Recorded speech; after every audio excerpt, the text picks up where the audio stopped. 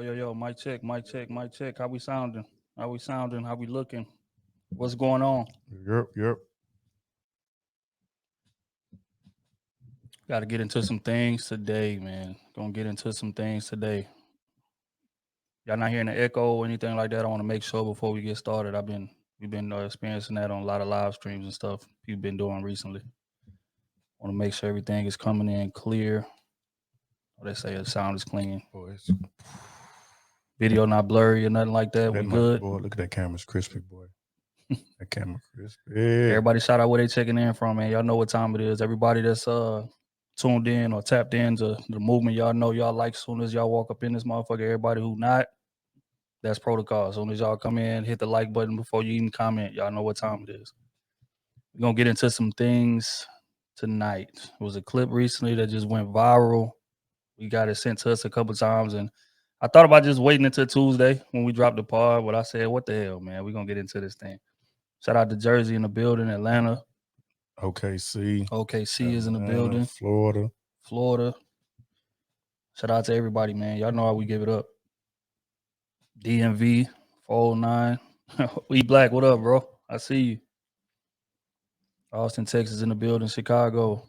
What y'all think about the pod this week? Matter of fact, before we get started. Episode 100. Another Bowman. What's up, baby? 100 episodes deep into this thing, bro. H-Town. Maryland in the building. Philly. Maryland, L.A. Cayman Islands. Okay.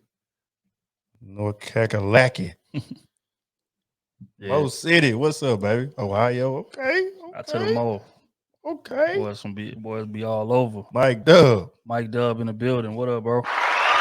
Yeah, baby. The man himself. Yeah, man. We got some things to get into today, man. We're gonna get down to what women really, really want from men, most women. Because again, there are, certain chicks that got their head on straight, but I feel like a lot of women don't. And this clip right here is gonna be evidence of that. So also we're gonna bring up two lovely ladies as guests today to help us break down this video. We be reading the comments, man. Y'all need to get some women on there so it ain't so one-sided. We can go back and forth. Like we need a balanced perspectives. Well, we got y'all today. JC, what up? I see you. Katie, what up? But yeah, so make sure everybody filing in. St. Louis, what's up? I know what time it is. When we get to 100 likes, we're gonna get this thing going. But until then, man, what y'all thought about the pod? 100 episodes deep. It's crazy. I remember when we first started that podcast, and what was that? June of 2020? Fresh. Came a long way, man. Wide-eyed, ignorant, not knowing what the hell going on. Just talking. Reckless. Uninterrupted, though. That's what I liked about it. Right. It was actually a time where we can just really, really be ourselves. Like from a natural, standpoint, outside of just arguing with women, because you can never really prove your point when you're arguing with women. That's just what it is. That's true. He's starting already. Amaza, what up? He's starting already. Yeah. It's just like barbershop talk. It was like just us doing what we do on a regular basis. We just putting it on camera. And that's why I really wanted to start this. Because just our personalities and just the wisdom that we have and then all different perspectives, I already knew off the rip, that would be a hit because there's two people that's married, one divorced, and at the time I was single. I'm technically still single because I ain't married enough. But yeah, I just already knew that was gonna be interesting, and we just had to stay consistent and look where we at. 100 in. Man.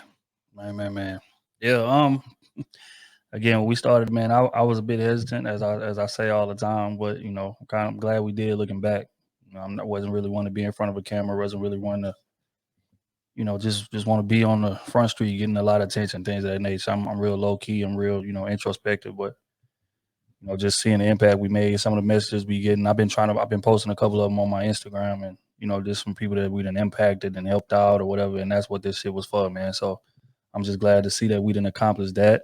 We still got a long way to go, because with new milestones come new goals. So that's what we're gonna get into going forward, man. But hold on, where we at on the likes? We didn't hit 100 yet. I'm about ready to dive in here, man. Not enough. 82 enough. likes. There's 140 people in here. Not enough. Come on, man. Everybody stop what y'all doing right now. Like the vid. We get to 100 likes, we're gonna get this thing rocking.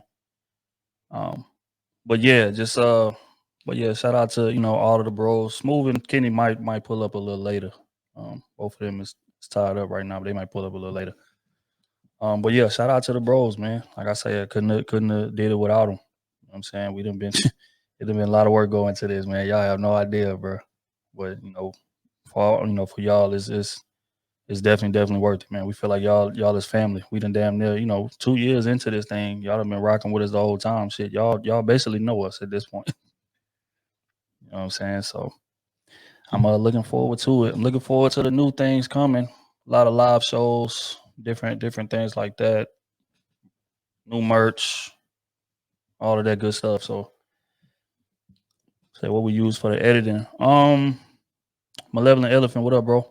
Use for the editing. We use Premiere Pro for the videos and Audacity to kind of touch up the audio a little bit.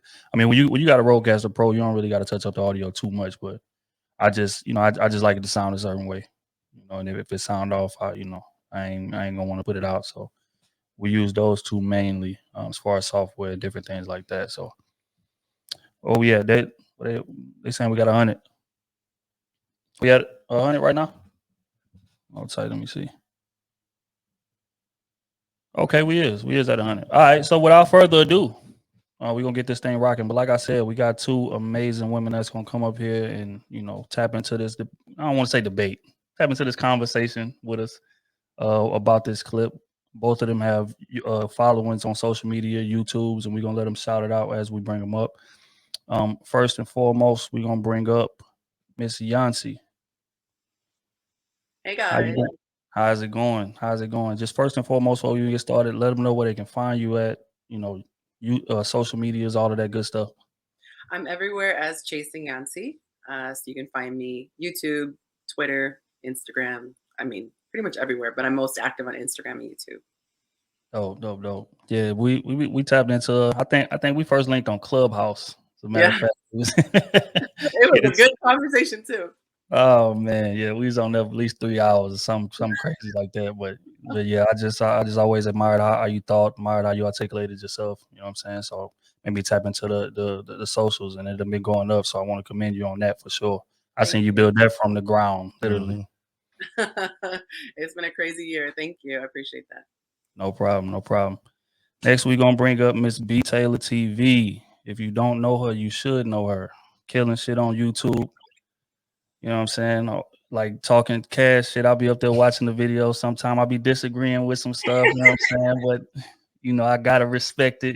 This and but just real quick before we get started. Let them know where they can find you at all of the socials. They should know, but let them know. Okay. For YouTube, it's B Taylor TV. And I don't know why I'm forgetting my Instagram name for some reason. It's Brittany Nashaye, BrittanyNashaye. So those are my two main platforms. Definitely tap in with her, man. We recently, we got a Battle of Sexes coming this week. As a matter of fact, y'all hearing it for the first time, but it should drop Friday. But we got to link up with her for the first time. She, came on that camera and talked that shit, man. I can't wait for y'all to hear it. I'm saying it's gonna be a hell of a conversation. But yeah, so today, like I said, we are gonna unpack this video.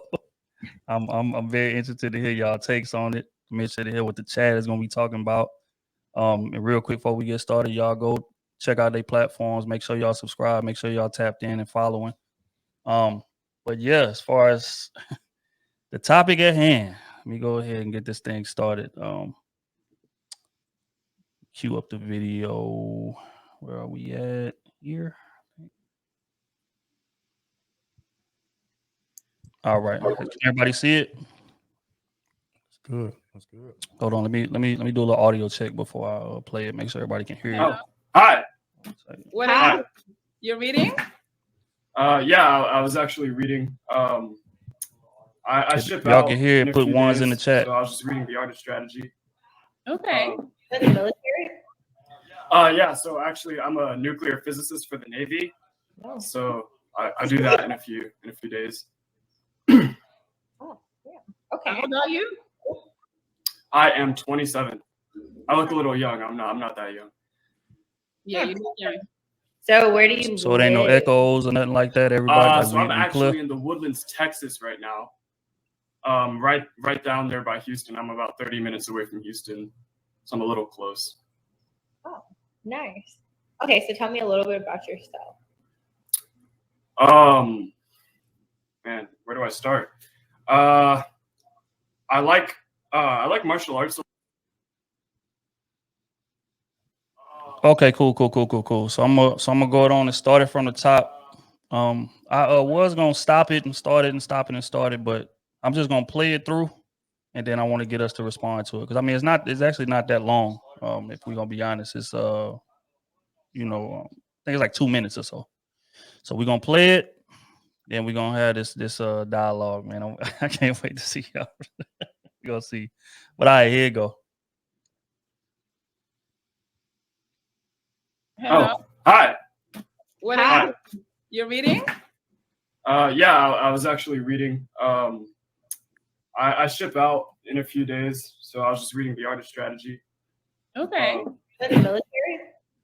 Yeah. So actually, I'm a nuclear physicist for the Navy, No. so I do that in a few days.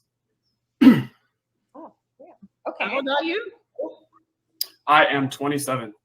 I look a little young. I'm not that young. Yeah, you look young. So where do you live? So I'm actually in the Woodlands, Texas right now.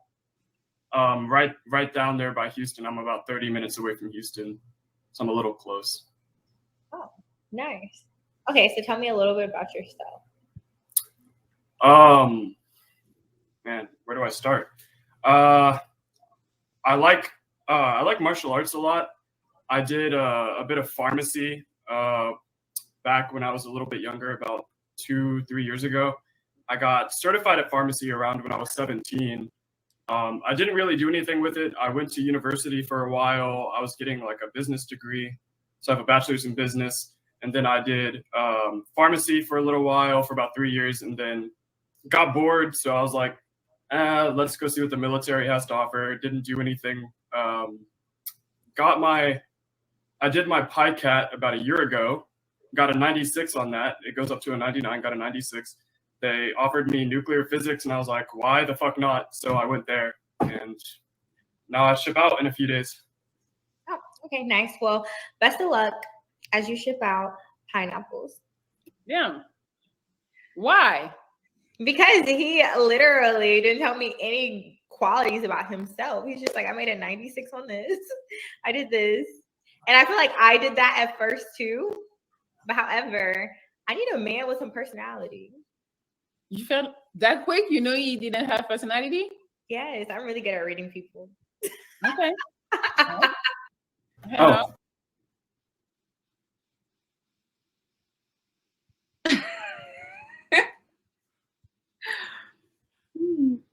I want to know what pineapple is. Is that a secret like exit thing? I think that was a safe word. That's what it felt like. Something. I think you guys are on mute. Okay, just real quick. Shout out to Melly Monaco, fair use, all of that good stuff. But yeah, so pineapple is a word like she hosts like a little dating show, and she'll bring up certain people, maybe YouTube influencers or whatever the case, and then bring up some people of the opposite sex, have them go on like a speed dating type of situation. And if it's pineapple, then it's like I ain't really interested like that. You know what I'm saying? So that's what that is. But in that case, as y'all seen, she wasn't interested right from the gate. Let's just call it a spade. Yeah. Dude came in, and for one, I mean, I think like before he opened his mouth, she was interested because he seen him. Oh, he handsome, light skin, curly hair, different stuff like that. So he's like, all right, cool. And then he opened his mouth and was like, well, yeah, guys, I'm actually just graduated with my, da, da, da, da. And you could just see the look on her face. It just dropped to me. She's like, so I don't know, man. That was my first take. Like, what was y'all first, take when y'all first heard it, man? I thought she didn't have a poker face. I think that's the sad part, is that I feel a lot of, and I'm gonna say women, because I don't see this happen a lot with men, but I feel like a lot of women have this air about them. It's an air of entitlement. And I don't think they understand how much it takes to approach a woman. Like, that's tough, knowing you have a 50-50 shot at getting rejected. So I just feel like, at the least, be pleasant. I would smile. He would at least get excused with a smile. Like, she was just like, her face said so much. For me, it was funny because when I first watched the video, it reminded me of my own experience in college. So I can tell off that she didn't like him. And this is the problem with a lot of Black women. They don't typically date Black men that are like him. So usually guys like him usually tend to date outside their race. And then when they're like, you know, making all this money and living in the Woodlands, making, you know, driving nice cars, Black women are like, well, why if he don't date a sister, you know? And he talks really proper.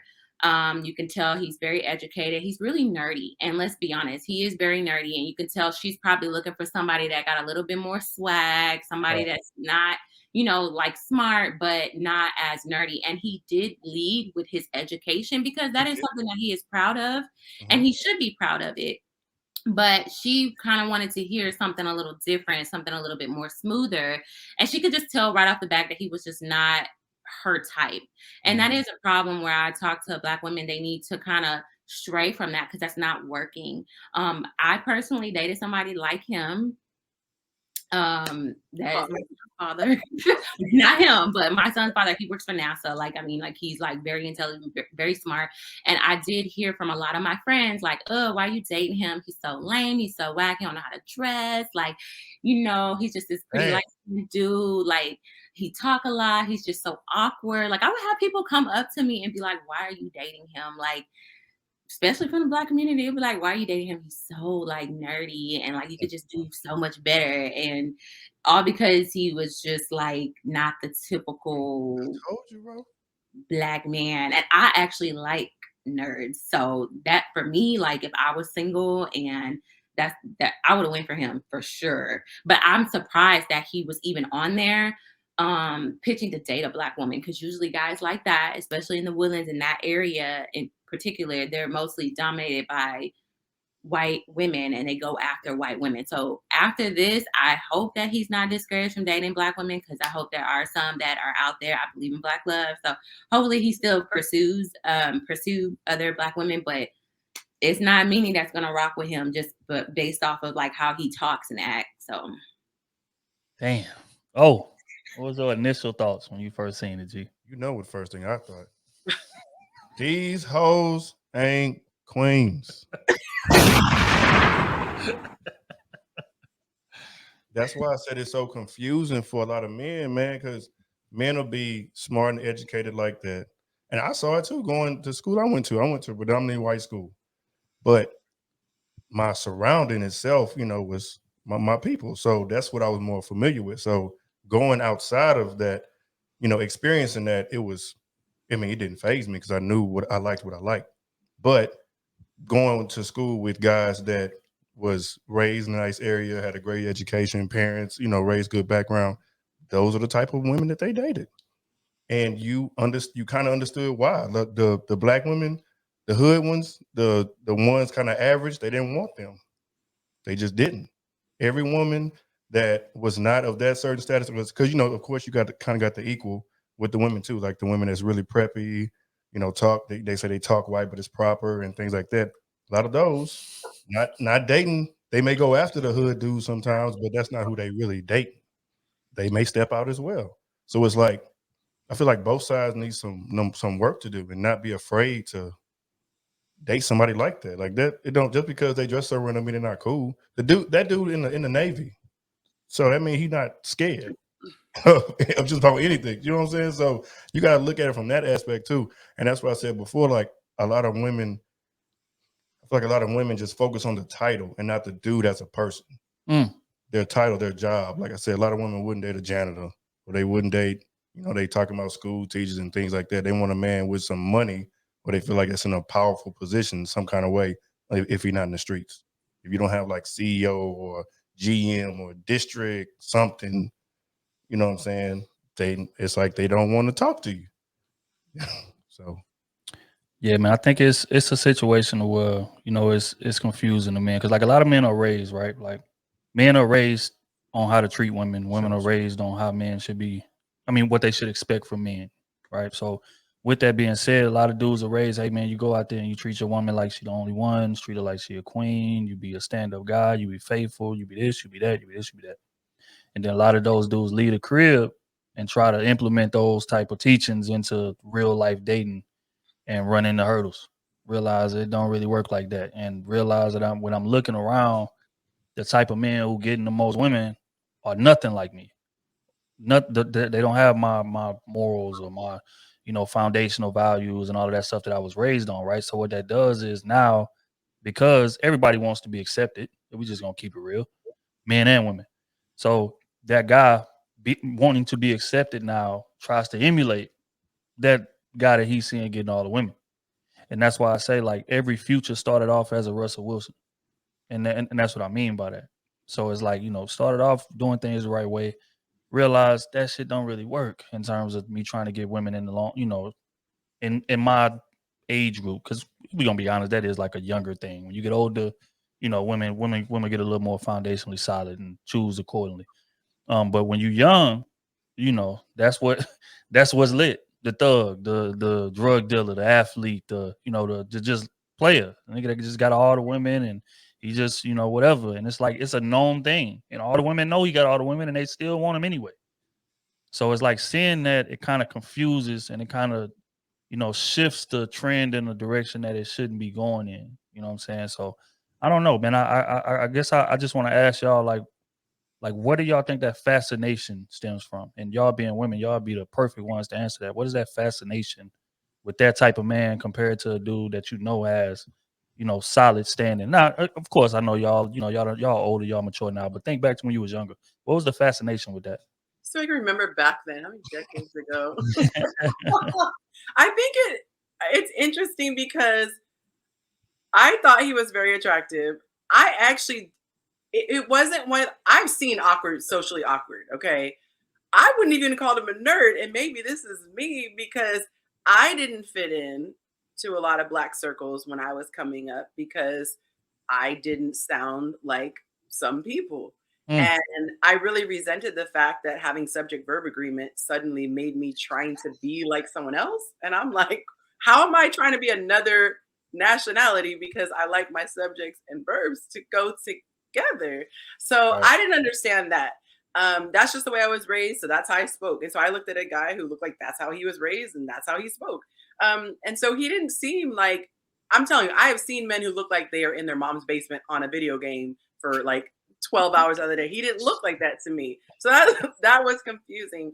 As far as women liking that, I think that if a child is raised with the TV as their parent, they are going to listen to what the media says. And the media says, this is hot. The media literally says, this is hot, this is not.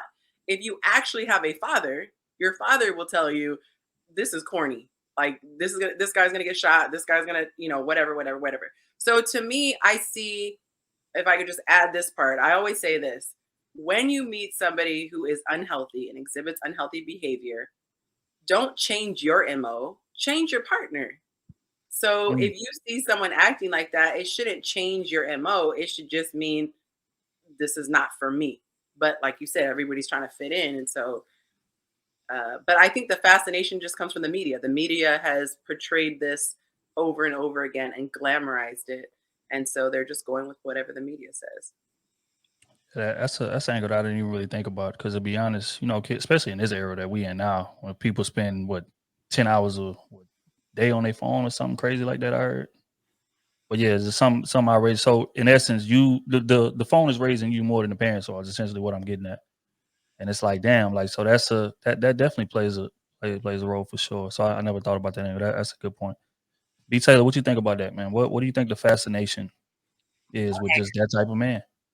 I'm gonna play devil's advocate because I've had this debate with my girlfriends, and I don't like when men automatically think like there's this type of guy and then there's the thugs, because I don't think that the women I hang around with, they don't go after thugs. They just go after men who got a little bit more swag to them, a little bit of coolness to them. You don't have to be a nerd. You don't have to be like him. And I say nerd in quotations because that's what a lot of women will look at you, be like, oh, he ain't got no swag to him. He can't He was a little dry. Just a little dry, like, and then you think about things like how it is in the bedroom, how it is, be real, like, you think like, oh, he might be lame there, like, I just need a man that's gonna have some little coolness to him. He don't have to be a thug. I don't think women just go out and be like, I want a thug, and like, I cannot stand when men say that, like, oh, y'all just go out and look for thugs. We don't like thugs. We don't like them either. Thugs go with the ratchets. That's what they go to. Women like me, I'm pretty sure like you, we didn't go for the thugs. Now, I can't say in high school I tried it out just because it was different and I was trying to rebel.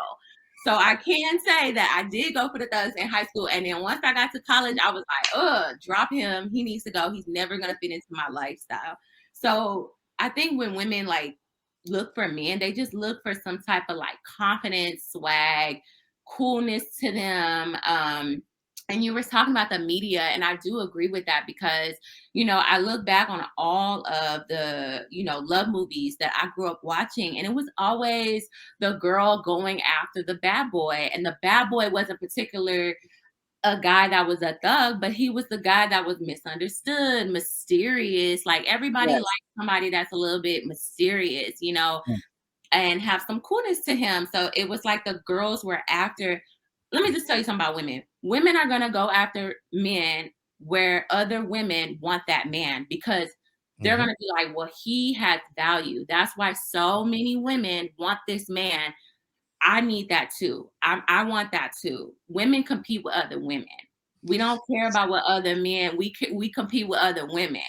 Because even when I got with my man, his ex was like, no, no, he's mine. And I was like, oh, well, it must be something about him that, she for her because she's fighting hard. So it is, we do compete with each other, and that is our instincts. I mean, you can go back to just lions or like when they mate, we want the strongest male that everybody wants and follow. So that's like natural.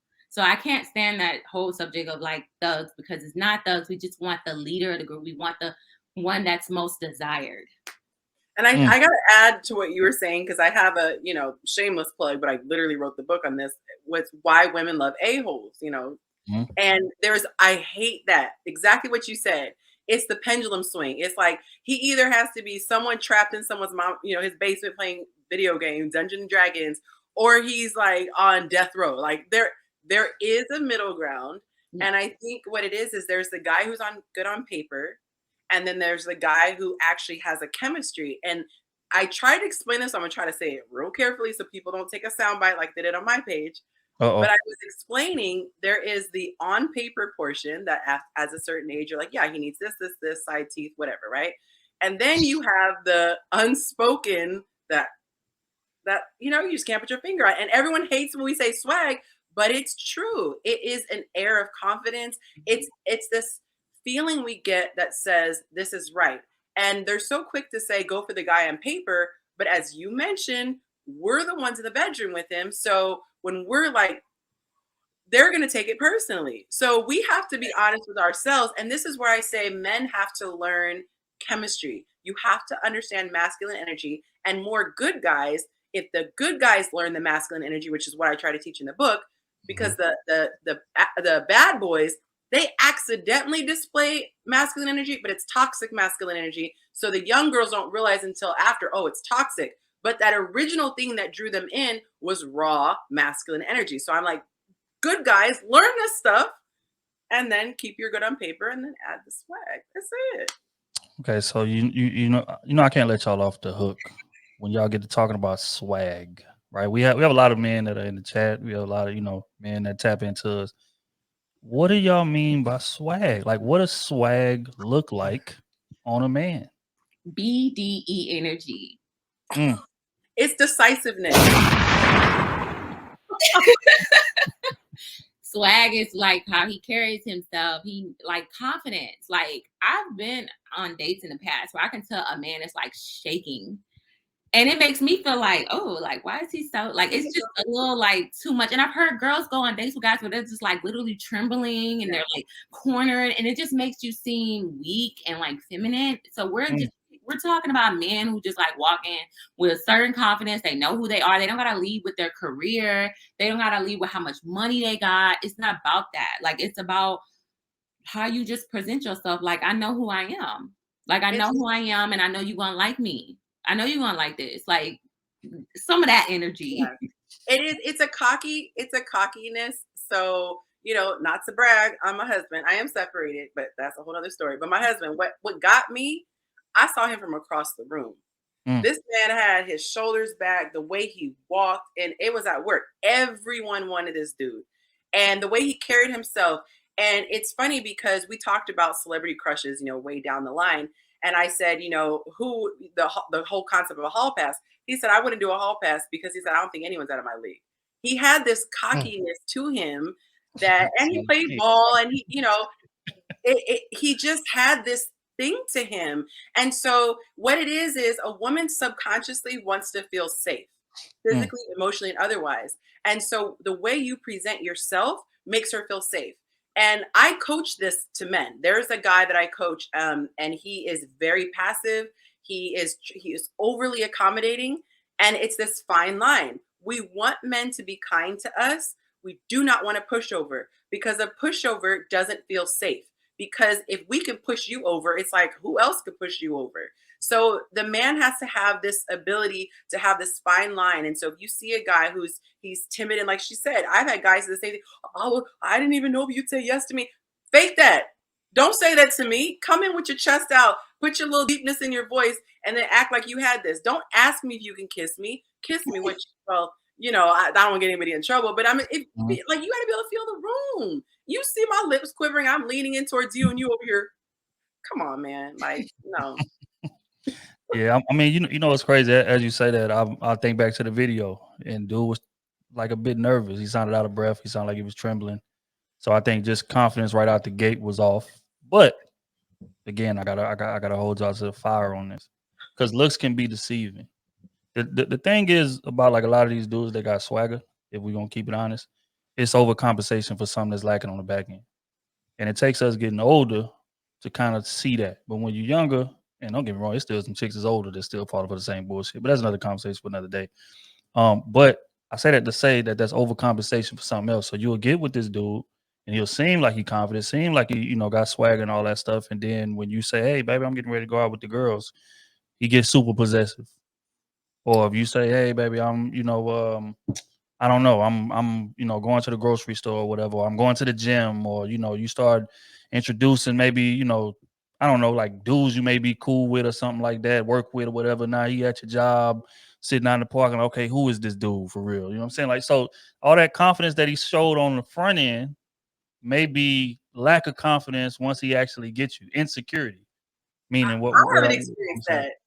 My husband was the most confident man I know. Like he literally was like, go do your thing. Like whatever you're going to do, you're going to do. Like I've never met anyone more confident. And he was, I mean, that was 12 years of marriage. I never saw him flinch. So some people might be cocky as a cover up there, but to me, that's the overconfident. The overconfident is I call it energy. It's like, come on, bro. You can tell those. You can tell when a man compensates, like when he's like walking in and he's like, yeah, he's looking to see who's looking. Like and they're super insecure. Women can sniff out insecurity. They pull their car to the valet. Yeah, like, you saw your little sports car, buddy. Calm down. Yeah, little. but it's obvious. It's like you can almost smell like a cologne because it's a fake confidence. It's like they're looking. You're like, did everyone see the real guy who really actually possesses confidence? He doesn't come in the front door. He knows people, they let him in the back. He goes to a spot in the back. Like he's not trying to be out in the front. And it's kind of like, do you know what I'm saying? It's that lion energy. And I don't know if we can explain it to a man, but have you ever seen the way a lion walks? He's real slow and methodical. He's not jittery. He's not hyper. He's just like, I'm here. And you're like, oh. And that's how women end up taking the room as well. Because you can tell women come in, they're loud. They're like, oh, trying to capture the room. Yep. And that's a turn on for men. Like women who are like just loud and laughing loud, and they think that, you know, they're trying to get somebody's attention when really it's coming off desperate. You know, so when a woman walks in the room and she takes the room and she's walking in with this confidence and this sensuality and like everything, it's gonna, people gonna be like, who is she? Who And is she she? doesn't Woman. she doesn't have to lead with sex. I remember being at events because I was married, so I wasn't doing anything. I was just minding my business. Whoop-de-whoop. I remember going to a club. I was in a whole turtleneck. Like it was like a mock turtleneck and some jeans and some boots because it was like fall, you know. And these girls had their entire behinds out, twerking on the dance floor. And the person who put the event together was worried about me. And I said, why are you worried about me? He's like, because you're not like these other women. You're not out here shaking, bent over. I was like, I'm just trying to enjoy my little drink and my girlfriend. And it's a different type of energy. You don't have to be in everybody's face. You don't have to have all your stuff out. Men can feel it when a woman is truly confident and about who she is. And it's the same way. And I don't like the dismissal in the sense, not that you're trying to dismiss it, but I'm saying I don't like the confidence being dismissed because there really are, that is the sexiest thing. But the false bravado, no, that's not hot at all.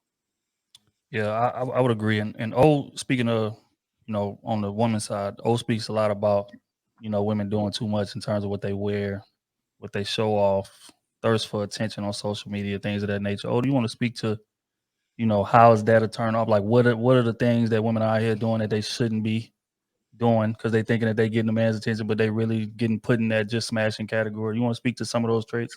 Attention and not retention. Right. This is topic right here. He know to go out. Because it is one of my topics, and sometimes I'm not able to really articulate myself well on it because I don't know, I'm real passionate about it because I know where we could be if certain things just change as a whole. And a lot of times I talk from experience because I'll be out in the club and it's my single day, like me and my boys, like not trying to sound rude or anything, but like it was like target practice. We knew the women that we could take home with that night. We knew the women that would take a little extra work. If I need to take out to on a nice date, do I need to take out of town? Do I need to get a room and jazz it up a little bit? Or can I take her home right now? Or can we just grab something from Wendy's real quick? Like you can spot those type of women all the time. And so I'll be making jokes about it, but I'll be telling the truth because just from experience and, you know, and in dating in general, like sometimes, you know, I would try to find my wife. Like, I'm tired of playing this game. I'm tired of seeing, you know, how quick I can get the number, or how quick I can get the draws and things like that. Let me see who I can actually build with. And then you start doing small things for women. And it's like, damn, you ain't had a man pay for your date before. You ain't had a man buy, you know, flowers. You ain't had a man. So I'm like, damn, like the bar is in hell right now. Ladies you know? never say that.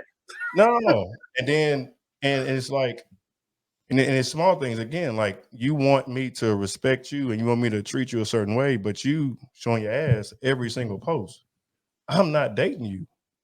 And that's cool. And I had to learn that too. Like, even though I may want that woman because she may be sexy and you know what I'm saying, she has certain qualities, but the real qualities that I was looking for, she didn't have.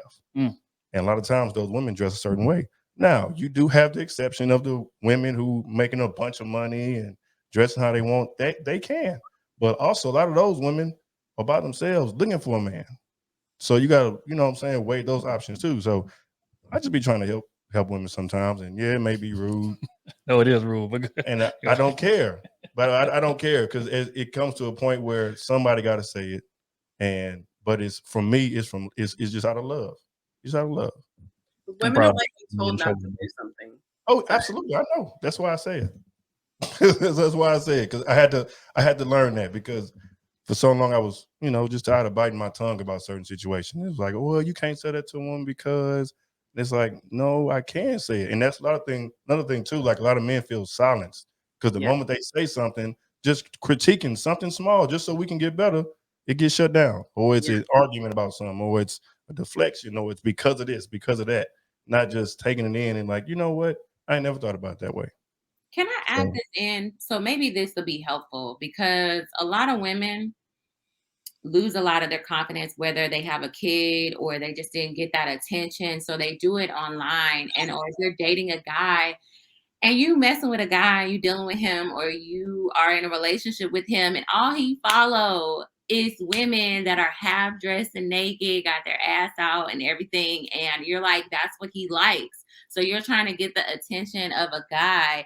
I'm not saying this is for me. I'm just saying, to play devil's advocate, I hear a lot of women say, well, I see that he liked this post, so I'm going to post something similar to what that girl just posted to get his attention as well. And So they think that attention is like the that. same as interest. That's why I say attention and not retention. I almost look at it like we look at a car accident on the side of the road. You're gonna look. It's there. You're gonna look. But you're not gonna stop and get out and inquire to see if anyone's okay. Does anyone walk? Like you just look. And so the way that a man is wired, I always say this. I'm straight as a board. I'm looking if I see somebody's skin. It's just, you just naturally look at something that's not covered up. It's kind of like when they say, don't look, you just naturally look. So people are looking at attention and thinking that's the valuable thing. But these men would never say, like you said, he looks at a woman and says, can I take her home to bed or can I take her home to mama? They instinctively know this. But again, the media is saying, sex is your power, sex is your power, sex is your power. So the women are eating this up. Oh, sex is the power. And then they get the guy and they think, yeah, I got him. No, he got you in bed. He's not interested in marrying you, which is what most women want. So they confuse the attention. They confuse the whining and dining, and they confuse the sex and think it's the same. Men can sleep with a chick, not even remember her name, not even remember her name while he's sleeping with her. What's your name again? You know, but they don't want to hear it from men. When the men try to say the truth, they say, shut up. So it's like, I tried to give you the cheat code, but okay. And see, that's exactly why we had y'all on here too. Like wifey, y'all be calling them like, oh, that's wifey right there. So when women see that, we're like, oh, well, that's what it takes to, get his attention, be wifed up. What's wifey? No. Hold on now. Y'all see you. I was just about to give y'all credit, man. Yeah. Now you done messed it up. Men don't call. Men do not. They don't even get photographed. These type of women do not get photographed. They are not on the gram. because wifey is getting posted all over social media. Wifey, we arm in arm going on dates and type of shit like that. Like those type of chicks that y'all talking about, those chicks are getting smacked. Like those chicks don't even make the story. Don't even make a 24-hour cycle, let alone the main post on Instagram. So again, a lot of women got that confused, man. And we're gonna unpack why in just a second. Real quick, man. Shout out to everybody in here. I think it's 300 some people or something like that. Just real quick, y'all know what time it is. Stop what y'all doing right now. Like the video. If y'all have not liked it, this is definitely engaging conversation. Y'all dropping gems, things that people can learn from. Because it's always interesting to just hear the other side. They already know our take on it. They already know what we gonna say about it. But it's just good to hear the take on the other side. And ironically, y'all are agreeing with a lot of what we say, and that's why it makes the conversation easier to have. But make sure y'all get the likes up. I'm about to drop the link in the chat in just a second. For anybody that want to jump up and challenge what anybody up here is saying or whatever the case may be. But in the meantime, we're gonna read some of these super chats. I know that they've been coming in. I gotta give y'all proper just due. Support. I said y'all, you got some support with that super chat. I'm impressed. Oh yeah, our listeners ride for us, man, for sure. Hold tight. Let me make sure I'm not skipping nobody. I gotta scroll all the way up. Shout out to Lord Commander.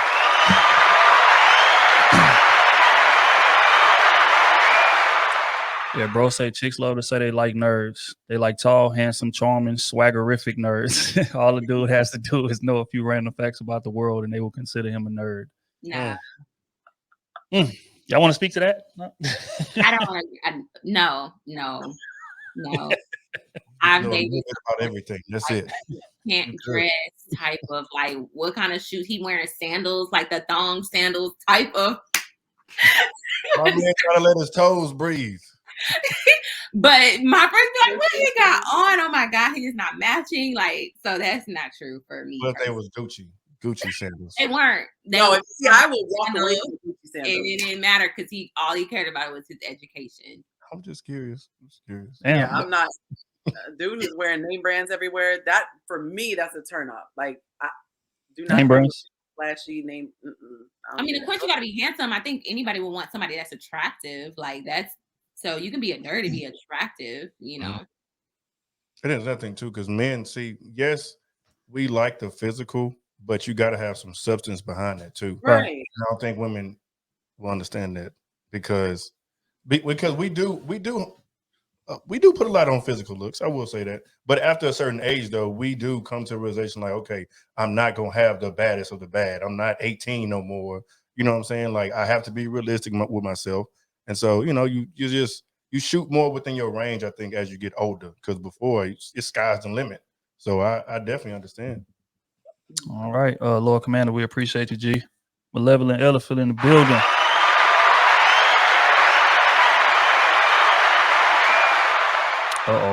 Bro, started trouble. Someone asked a good question in the chat, ladies. Why, in your opinion, are other races of men not required to have swag with their women? I've dated outside my race plenty of times, and I require it all around. So I wasn't, we're talking about Black community, so of course, but no, it should be all around. Because even my Black friends who decide to date, they're actually more harsher on other races because they gotta we're stepping out our comfort zone to date you. So you gotta really bring it. You have to really bring some type of swag for me to feel comfortable enough to step outside my race, my comfortability. So actually we're more hard on other races. And I would say, and I won't say which country, but I've heard specifically a geographic region where the women say our men are like the least swag out of all the countries. And you can probably guess what I'm gonna say.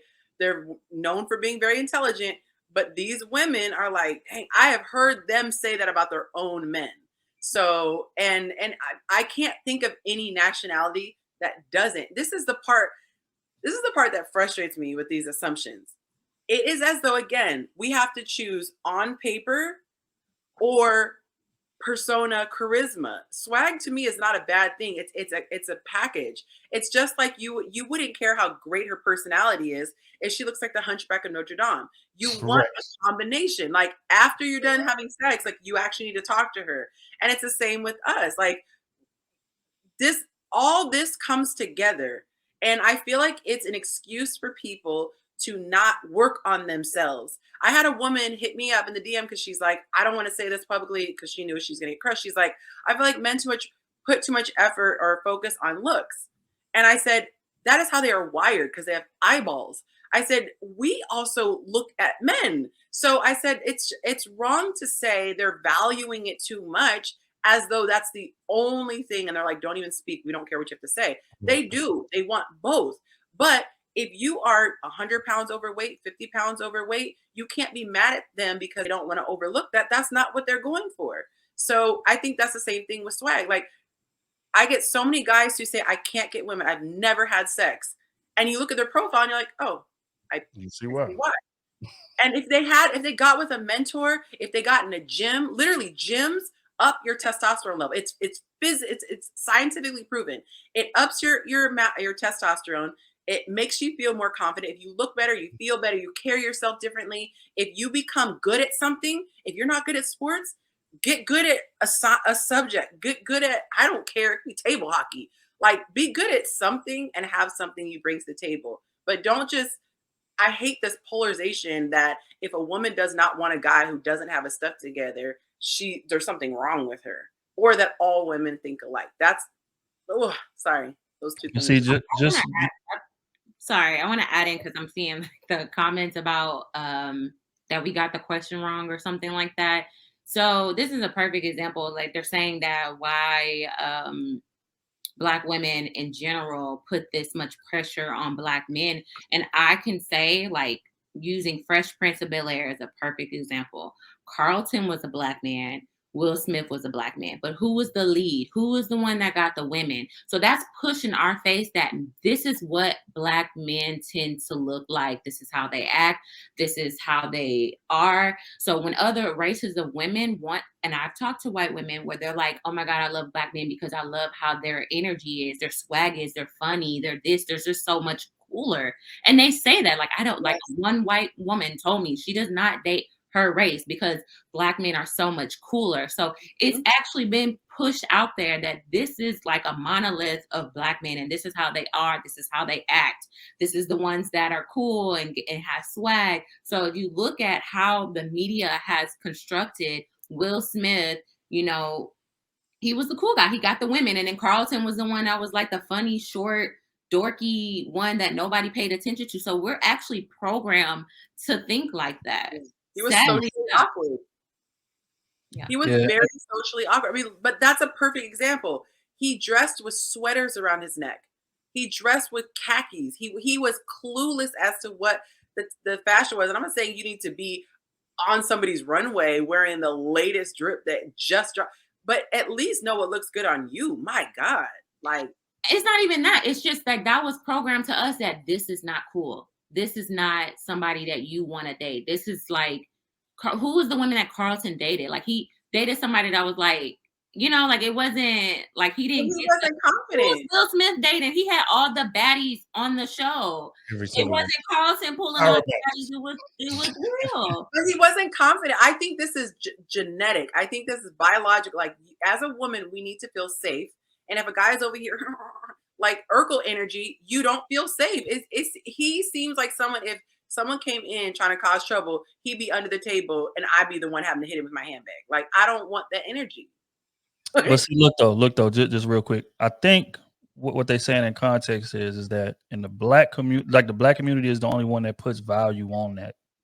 And what they're saying is that in the white community, a lot, or I don't want to say the white community, but other communities, they put more value on success in men compared to, like, okay, in the black community, a dude that's, you know, swaggerous or whatever, he may rap, he may play ball or whatever, he may get all the women over here, but over there, you know, it'll be a Bill Gates, it'll be a Mark Zuckerberg, it'll be a, you know, those guys have zero swag, Jeff Bezos, but because they are successful, they can get whatever they want. And I think that clip was a perfect example. That dude said he about to go be a nuclear physicist. I'm not sure if y'all know how much that pays, but it pays a lot of money, right? So what they're saying is that in other communities, that would be an attractive trait. It's like, oh, okay, no, he's about to go get to the bag. I would be with him, but she didn't give a damn about none of that. She's like, oh, nah, his swagger's off. He corny. Nah, I'm cool. I don't care nothing about that. They'll rather go be with the rapper or go be with the, you know, athlete or whatever the case may be, knowing how those type of dudes are wired. See him, he in the Navy, he going to get his, you know, he getting his degree in that. He about to get a high paying job. He showcased a resume of discipline, right? So he would probably make a good husband. If we just gonna be honest, if I just had to just assume based on that just 2-minute conversation, he would probably make a good husband. But we're not a monolith, though. Would he be a pushover? No, but we're not a monolith. Like, this one girl does not represent all. This is okay. I have to say this on behalf of all Black people. Mm-hmm. We idolize, as a culture, other cultures. I hear people say this all the time. We do this. I've traveled a lot. Mm-hmm. I live in a very multicultural area. I'm in LA. I see all races. They all do this dumb crap.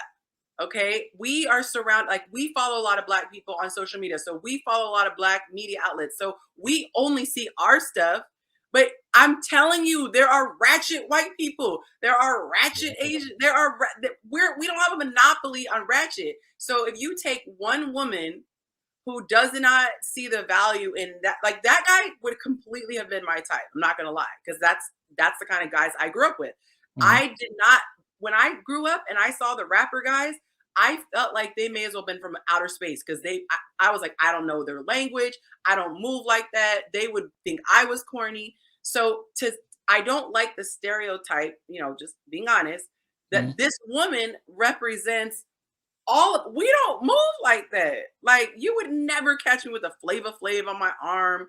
I purposely did not date ball players. I refused to date. Well, I made an exception one time, dated actor. I don't like those types. So we're all very different. We're all very, very different.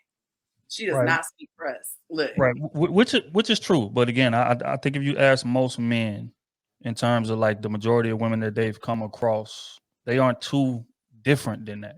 It may be slightly different. Now, again, we always speak to the exceptions, and y'all may be the exceptions, and we done ran into the exceptions, and the exceptions are typically the ones that get married and that are in long-term relationships, whatever the case may be.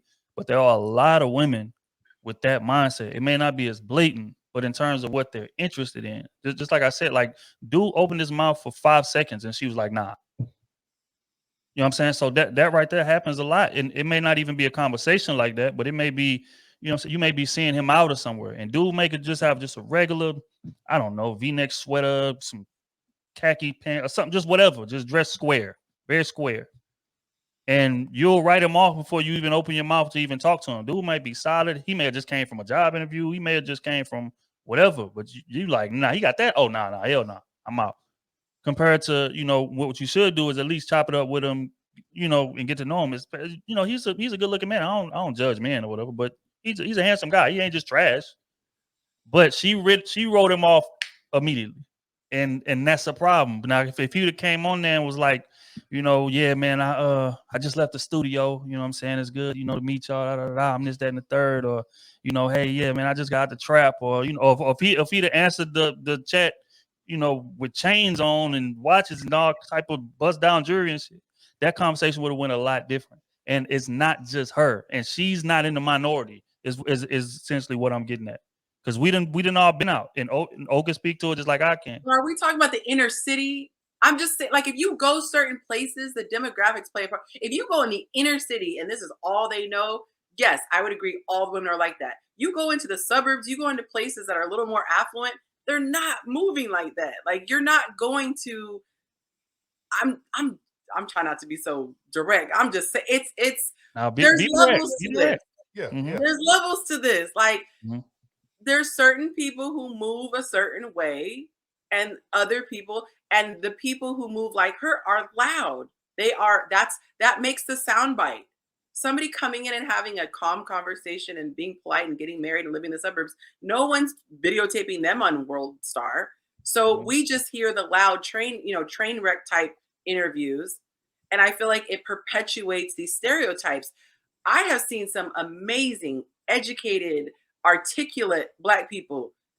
They don't look like that, but this is all that the media shows us. And if you live in the inner city, then maybe they think that's all that it looks like. I've been to Dallas, tons and tons of like well-rounded people who did not dress with chains and sagging pants. And I can say that I never got this, but I would hear every girl say I've been, man, it was a friend of mine. We went out and guys were coming up to her left, right. She would dead ass look at them, shoe game first. Their shoes. That's a fact. The dude looked clean, nice, handsome, tall. She looked at his shoes. She just go, those are old. No. Oh, your shoes dirty. No. Like rejecting them so hard. And I never understood that. And I would hear women be like, oh man, I want a guy with a nice shoe game. And that's why men have a lot of pressure to buy these shoes and look the part, because that's what women are demanding. And I feel like, I'm not gonna lie, that is unfair, because we be wearing some cheap ass shoes. And so if men was walking around talking about where your red bottoms at, like, we be wearing our Fashion Nova stuff. Like, we don't have having like everything down packed as well. So I do think that is not fair. And I never believed in that. That's why I didn't care about shoes. Now, my man, now he know how to dress. But I'm just saying, like, that's a plus, but I didn't care about stuff like that. I never did, because I felt like it was materialistic. I wanted to know like who you are. And I want to add in, just because he had an education and was super smart and gonna make a lot of money, that does not mean nothing. Because like I said, I dated a guy who was like that, and he was a sloppy cheater, like cheater, like horrible, like it was bad. So as nerdy as he was, and as like uncool as he was, that man was a big cheater. So and he was in everybody's face. So you want to know why?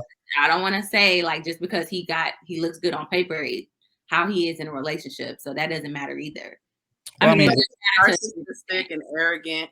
Sometimes if a arrogant, guy's he could be like, yeah, I'm making all this money. Look at me. I'm so smart. You're so dumb, because that's how he was treating me. He was treating me like I was dumb because he was so educated. He was so smart. He lacked social intelligence. But he was so smart, and he would talk down to me like because I wasn't on his level of thinking, and it made him feel good to put me down. So I want to see a test where a woman is dressed real corny, like put her in some coveralls, put her in some dirty sneakers, and send her to a day party with an undercover camera, and let's see how many dudes push up on her, acting like First off, personality. She might have a banging personality, and she has some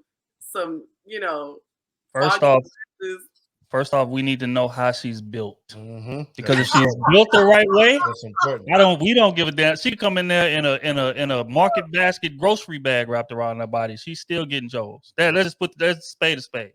Okay, but that's the same equivalent as women looking at men and how they dress and look. Y'all, we can't control how our body look. That's why women are going out getting their body done, because they're trying to fit this image that men are demanding. So that's the same thing. Y'all are doing the same thing to us, but in a different manner. We can't control this and this and this if it ain't all there. This is her swag. but the difference is just real quick. I'm gonna get to what the difference is in 1 second. Everybody, stop what y'all doing. Like the stream. Y'all know what time it is. I'm hearing that the likes is down. I done handed out moderator badges for the first time. So y'all make sure y'all tapped in and checking into the chat, making sure ain't no foul shit going on. But stop what y'all doing. Like the stream. It's been a hell of a conversation, man. I'm definitely enjoying having y'all on. See, look, I'm looking. We had 249 likes and it's 380 people in here. That is insane. Like, everybody stop what y'all doing right now and like the stream. It's because you have them so captivated that they forgot to click it. Or they just lazy, coming in here just pressing the button and kicking back and watching. Like, I'm trying to be like, they like, wow. But yeah. So yeah. Oh yeah. Matter of fact, yeah. I'm gonna get to this right after I finish these super chats. We didn't got carried away on one super chat.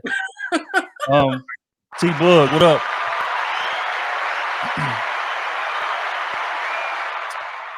See, this is what he's saying. He said they wanted that Russell Wilson. Proof that they don't want that. That's real. A lot of women, as a matter of fact, those type of women say, "Oh, I want a Russell Wilson," and then you literally got one. Dude damn near look like Russell Wilson, if we're gonna keep it G. And she still just cut him off right at the knees, man. It's just She probably didn't deserve him with her mindset. Her mindset seems like she's young. She's into social media. Like, I mean, wasn't she like a social media influencer on there? I don't really know much about her, but she's probably not even in that mindset to look at somebody or mature, because women don't really mature until after 25. Let's be honest. Like, all of this right here is just easily manipulated by the media and everyone around us and what they telling us what is cool, what's in, what you should go for. So depending on her age, that makes a difference. And she probably didn't deserve a man like him anyway, because she was probably going to mistreat him. So yeah, pass him up so he can go to somebody that's more deserving. You got to be a certain height. You got to be a certain length, a certain girth. Maurice, appreciate you. Black women as a whole trade on looks more than they trade on production. It is an extremely primitive approach to mating, and that's what I was saying. Like, in a lot of other cultures, man, success is what drives the interest. But with a lot of our women, it's a bunch of other things. But we're gonna get to that. Shout out to Stefan / educated Tyrone. We say, y'all see plenty of country women and career women called in the Kevin Samuels show with the city girl mindset. It's disingenuous to act like that isn't common, even in those areas. Yancy, do you want to speak to that real quick? It's not literally city as in metropolitan. I'm speaking of I guess a class of people. There are in every nationality there are classes. If you are if you are able to move in certain circles, if you have access to certain levels of education, you recognize certain things about men that other women wouldn't. Some women only look at their shoes. They can only look at their car. If you are in a different circle, you're looking at, do you have 401k? Do you have tenure where someone might not even know what tenure is in a certain circle. So I'm saying it depends on where you were from. Like if I grew up in a different place, I would be attracted to a different guy. It's literally because of and I didn't grow up with money. So don't think I'm saying that. It was the climate of who I was around. I was with a lot of like Midwestern, wholesome, godly, that type.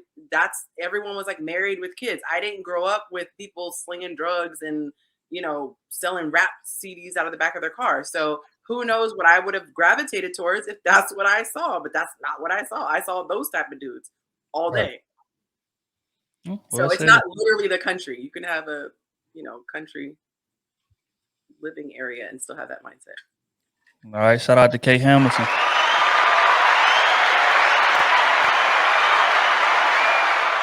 She say, do you, and the right one is going to fear you. That's real.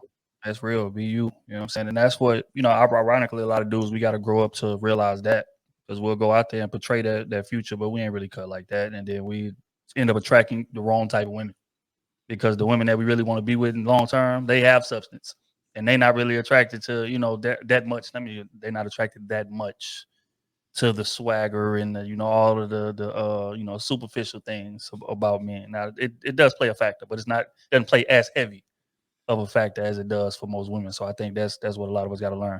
But back to the difference that I was talking about in terms of like, the whole men approaching this type of woman based on body or whatever. It's the same thing as, and you're right. You're right. But the difference is the intention when we approach these women. That's the difference, right? Y'all will approach that certain type of dude that's toxic or whatever the case may be, and y'all have real life intentions for him. Y'all see real life fatherhood and real life, I could be married to this man for 20, 30 years if he could just do this one thing, or if I could just push him in the right direction, and he just probably need me in his life to get him right there.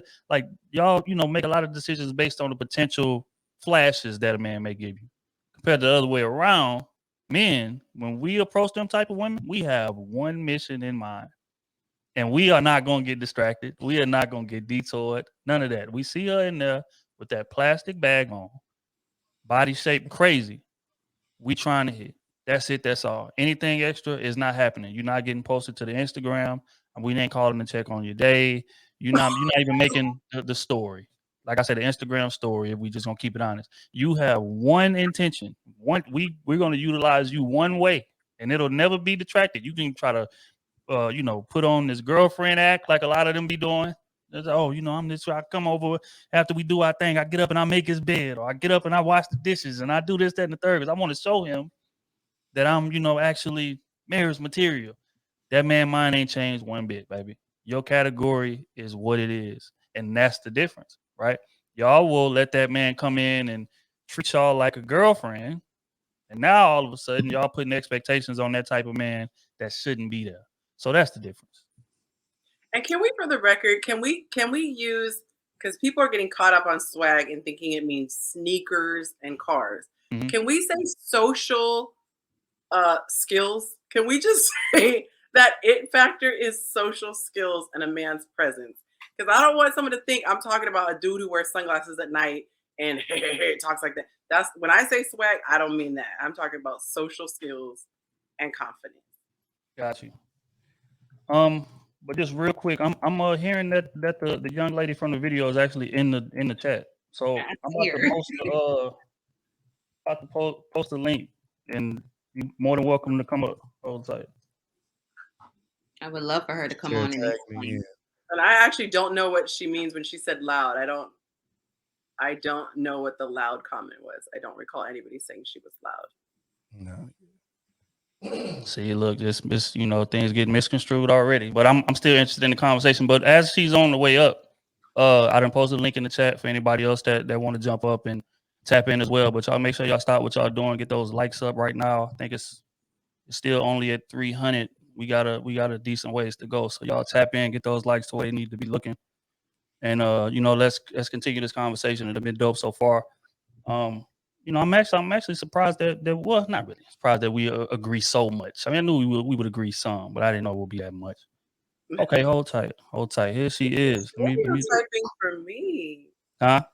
The stereotyping in the comments. Like, do y'all even like black women? My goodness. Of course. But at the end of the day, we just know that there's some things that we have to work on. But that's the end of that. Let me bring up. I'm seeing all black women. Hold on, real quick. I'm gonna hit some echo. Mute her YouTube if you got it on. Hold on, real quick. I'm gonna hit some echo. Mute her YouTube if you got it on. She's playing it. Tell her to mute whatever, Hey. like stop playing the video. Yeah, Jalea, if you looking at YouTube in the back, just mute it. Oh, Tell her hold to on. mute Yeah, whatever. just turn the volume down on your phone.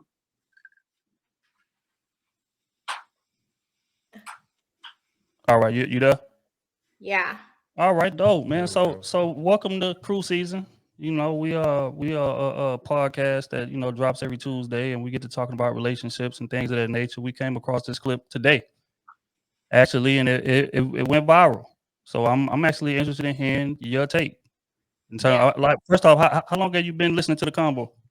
Oh, I've been here the whole time. It's been very interesting. Dope. Okay, so I'm interested in hearing your take on this situation. We getting it from the horse's mouth.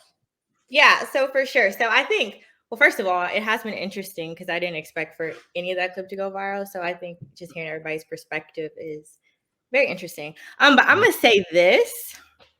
Just because I passed on him and I said pineapples, it wasn't because I thought he was lame or this. Simply the only reason why I even pineappled him in the first place is because I wanted him to tell me more about himself. Because at the end of the day, I'm not only dating your accolades. Like, you know what I mean? Like, again, like I said, I think it's dope that he's a nuclear engineer. And I think it's dope that he's in the military or whatever and all of that stuff.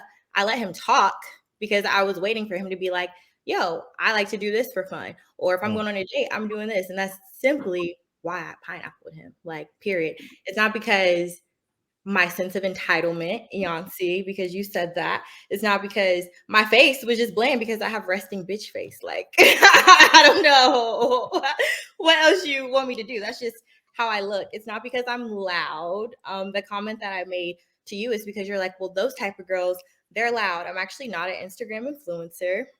I said that those were loud. We were speaking of women who come into a club and are actually loud. We weren't speaking about you being loud. We said women. Well, regardless, like I feel like the reference that you had going on and towards me, I just think it's like interesting because just because I pineappled him and automatically turned into, oh, she likes athletes or she wants to talk to a rapper, blah, blah, blah.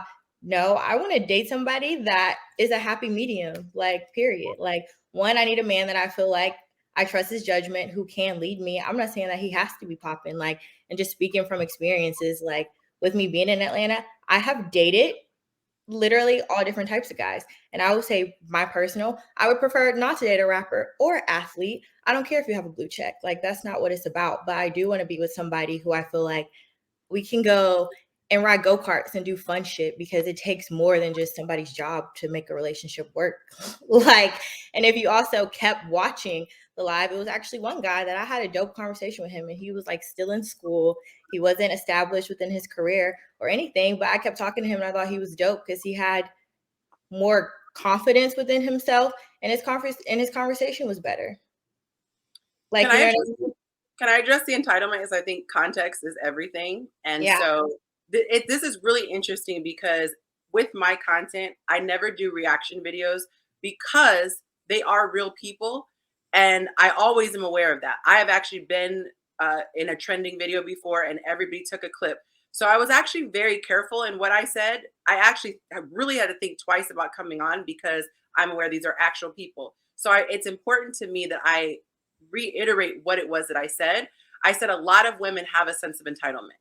I don't know you, so I can't say you have a sense of entitlement. I said, I coach, this is what I do for a living. A lot of women have a sense of entitlement where they come in and it's this attitude. Come perform for me, court jester. See if you pass the test. That is what happens. And I actually witnessed this. So when I spoke to the face, I don't know you, but I do read body language. And so a man who sees that, he doesn't know it's a resting bee face. He just sees this look. And this look comes across like, let's see what you got. So I was not trying to be a mind reader and say what it is. To me, that was a teaching point to show women it's just like we were saying with men. Nonverbal cues are huge. A lot of guys are nervous, especially if you're cute and you're beautiful. A lot of guys get nervous around women. And so I have to tell women this. You might not realize he's nervous because he's doing a good job of like putting on the confidence. But if you're really pretty, it serves you well to smile. One of my first clients, it was the same thing. She had a serious face. I said, smile. And if you want, put your hand on top of his hand across the table. It lets him know it's okay. You could relax.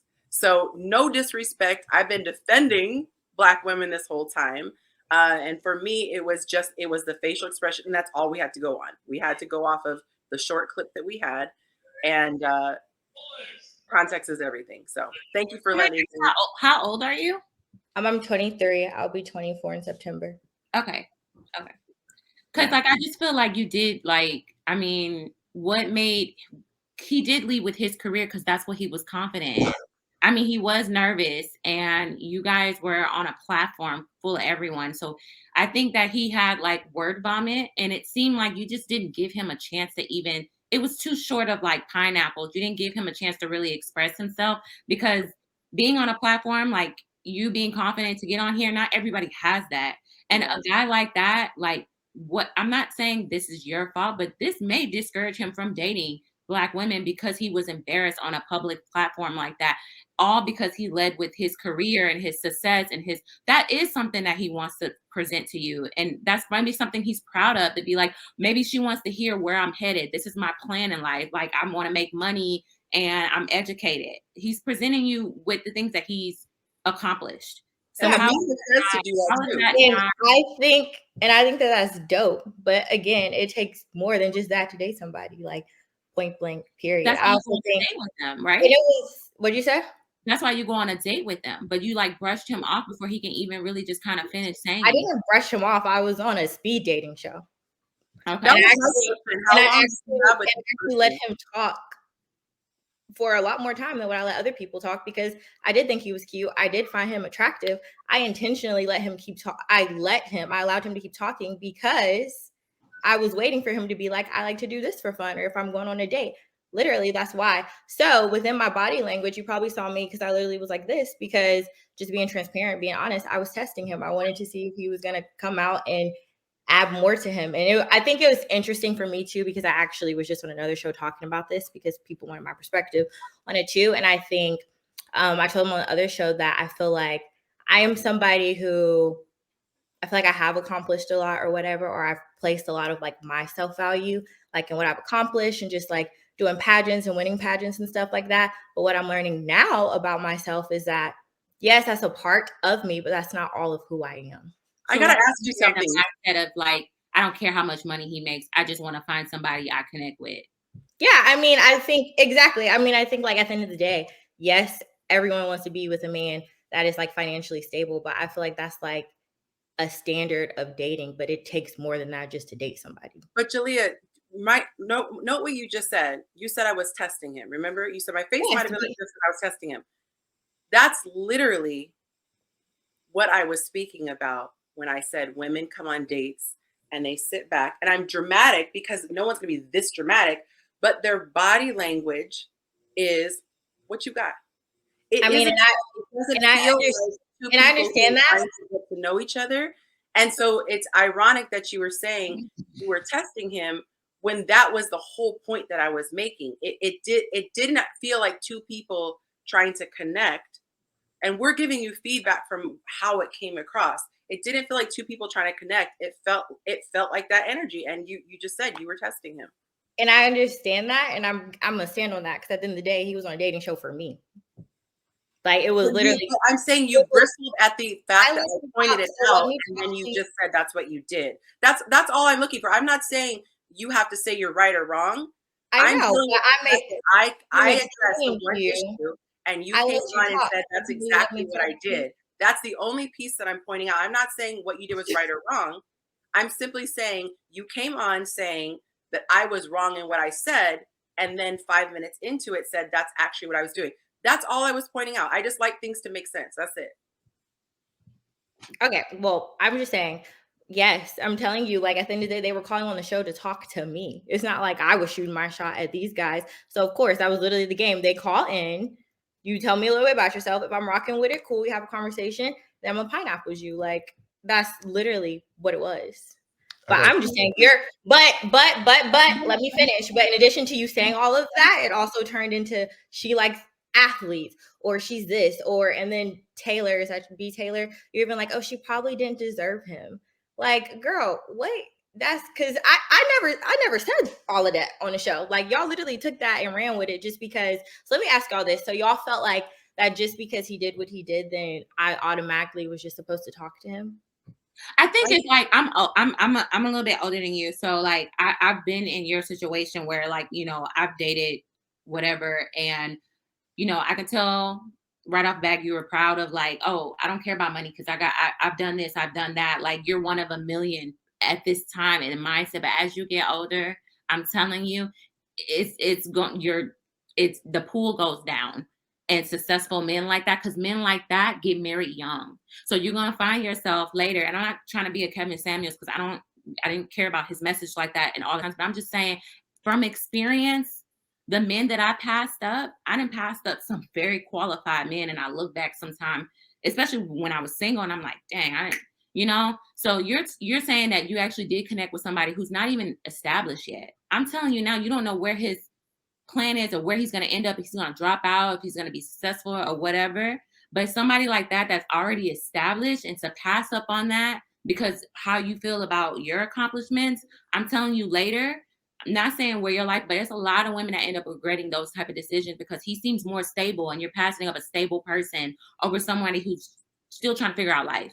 And that doesn't make a lot of sense. And that's triggering for a lot of men because a lot of men reach these accomplishments. They go to school and they get these degrees and they still get passed up over dude that's still trying to figure life out. Like you say, you connected with a guy that's still in school and he's not established yet. Like it doesn't matter about that. You literally passed up a scientist.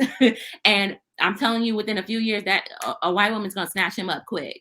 So it's just kind of like. But also in the same token, y'all also told me that, well, y'all also saying about me that I like athletes and all these other things. So I'm saying women like that end up passing over men like that. Well, I didn't say that. Maybe Krew season can talk about that because I didn't personally. And I gotta say this too because it keeps getting glossed over. So this is a clip that is meant to demonstrate what is seen a lot. And again, like I said, when you have a real person in a clip, it becomes personal for that person because it's them that are being criticized.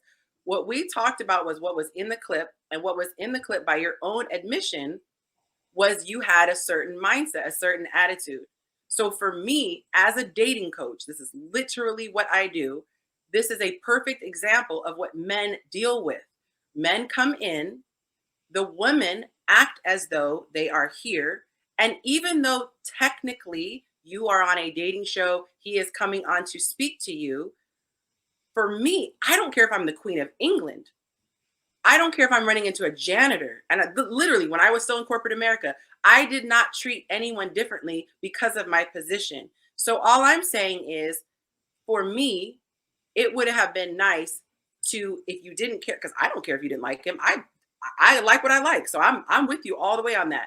It was what the energy was for me. It felt very dismissive, like, what about that's what I picked up on. And then I could tell by what you're saying that you were turned off. But I think that there's a grace that we as women can have and saying, oh, you know what?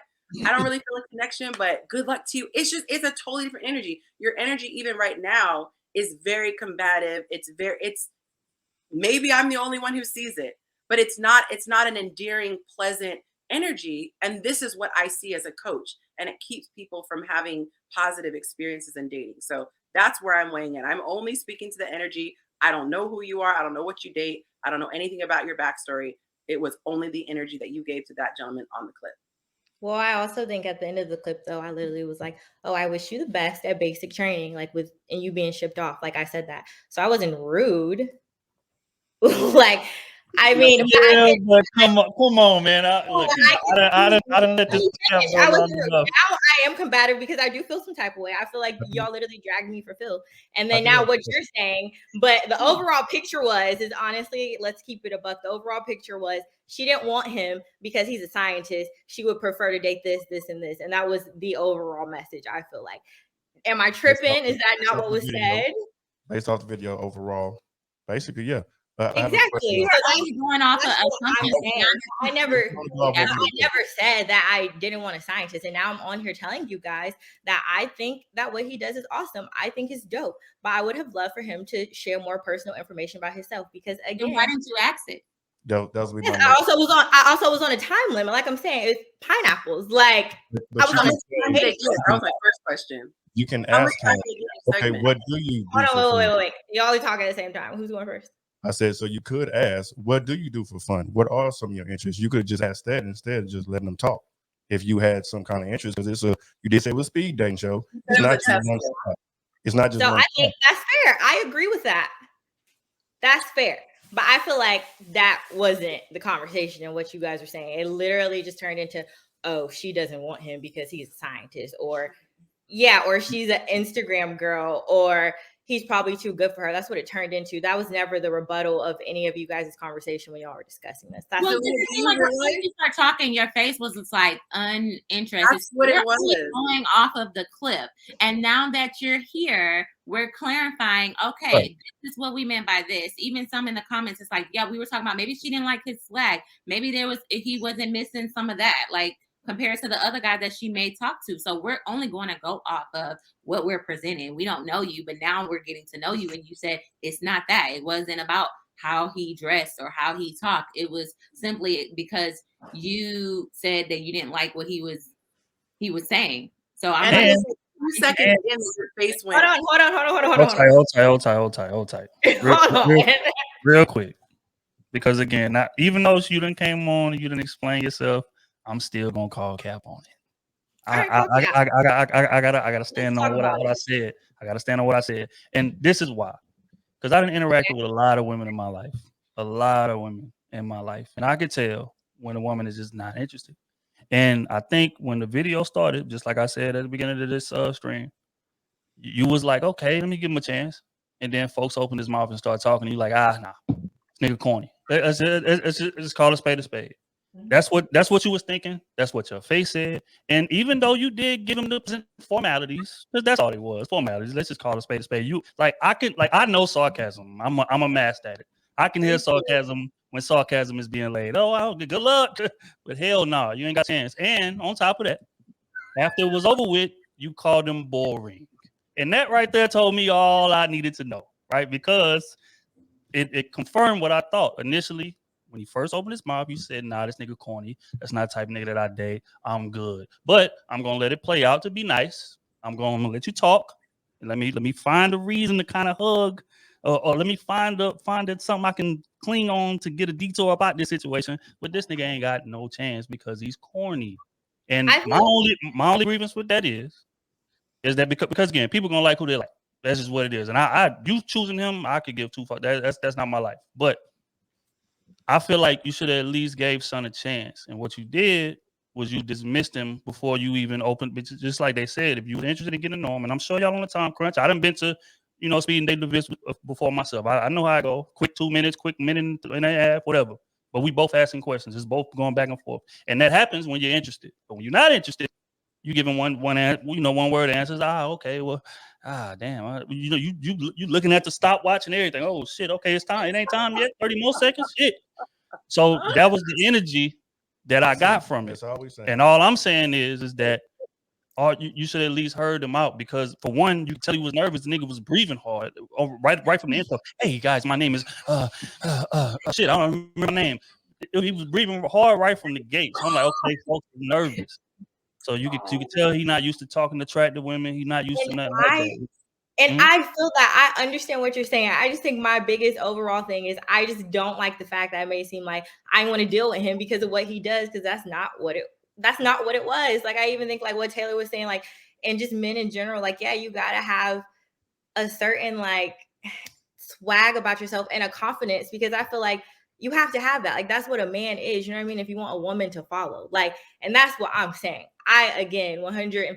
It's not because I'm like, oh, he's lame because he's an engineer. I'm not a scientist. Like, you know what I mean? That's dope. Like, but it was just, I think for me more so, it was just like the confidence thing. But to be clear and to give you some rebuttal on this, I did try to give it a chance. I didn't have to talk to him at all. It was some guys that came on there and I immediately was like, oh, pineapples, because I thought he was cute. So I'm like, all right, let me see what's up. So you know what I mean? There was multiple guys where as soon as they came on, I'm like, oh, hell no, pineapples. Like, you know what I mean?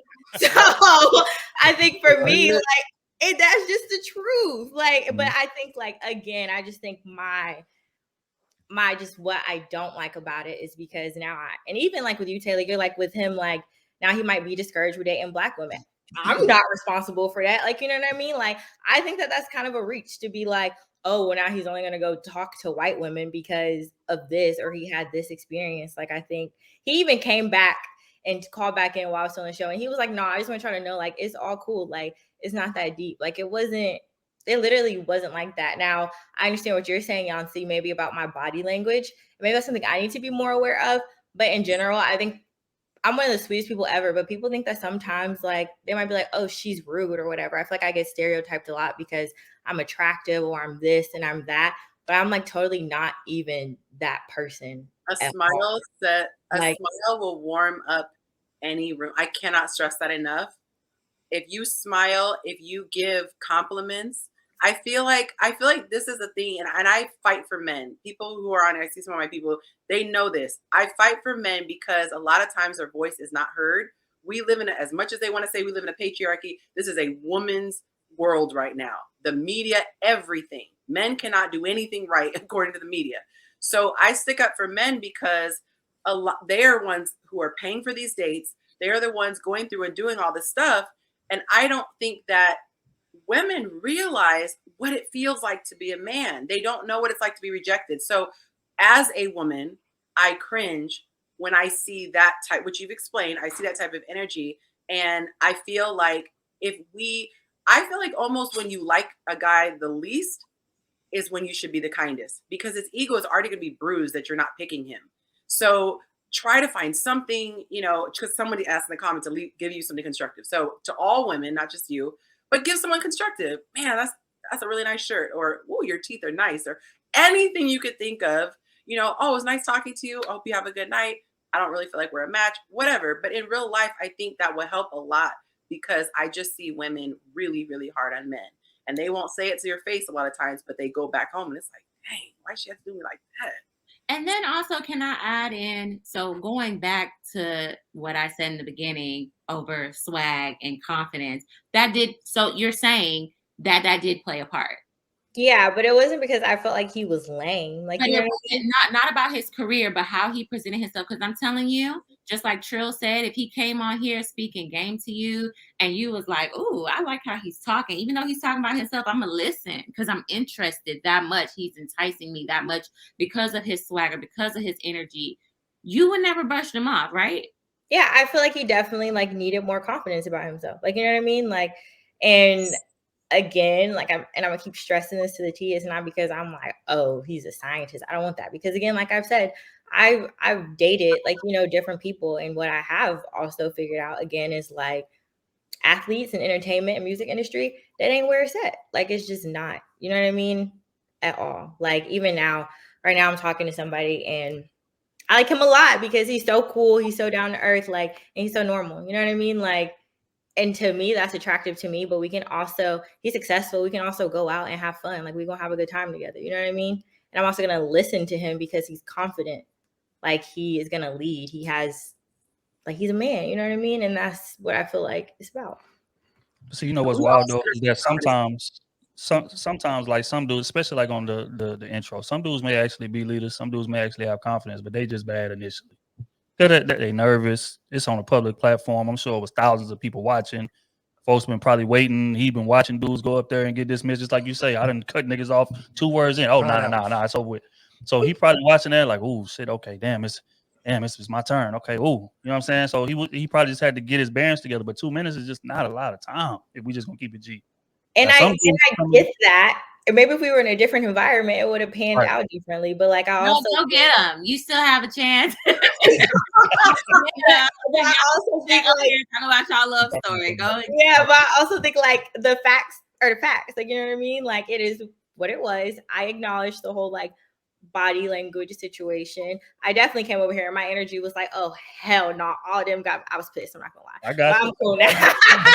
It's all good. That's But all But we we need. have to go back to the confidence thing, girl. We weren't, the guys were trying to say, oh, if he's good on paper, take him. And me and Taylor were like, nah, he needs to have that line in the jungle. Yeah, I mean, you just gotta like, and then okay, I also want to say this. I also feel like dating situations are like a case by case scenario because it's not the same. You know what I mean? Like, you date different people, you have different experiences, but it's just like you just gotta have a happy medium, and it just period. You know what I mean? Like, and then I think for me too, naturally, I do feel like I'm like assertive and like I am confident and all these things too. So like I gotta have somebody. I don't even say put me in my place because that sounds bad, but like I gotta have please don't say that. somebody. I gotta have somebody that I can follow. You know what I mean? Because It's a lot of about that, times, though. like especially with independent women, and this is bad. This is horrible, and I think more so now, like in this day and age. But I think sometimes, like for me, I'm like, if you're not gonna be a man, then I might as well just be by myself. You want a man who you cannot push around.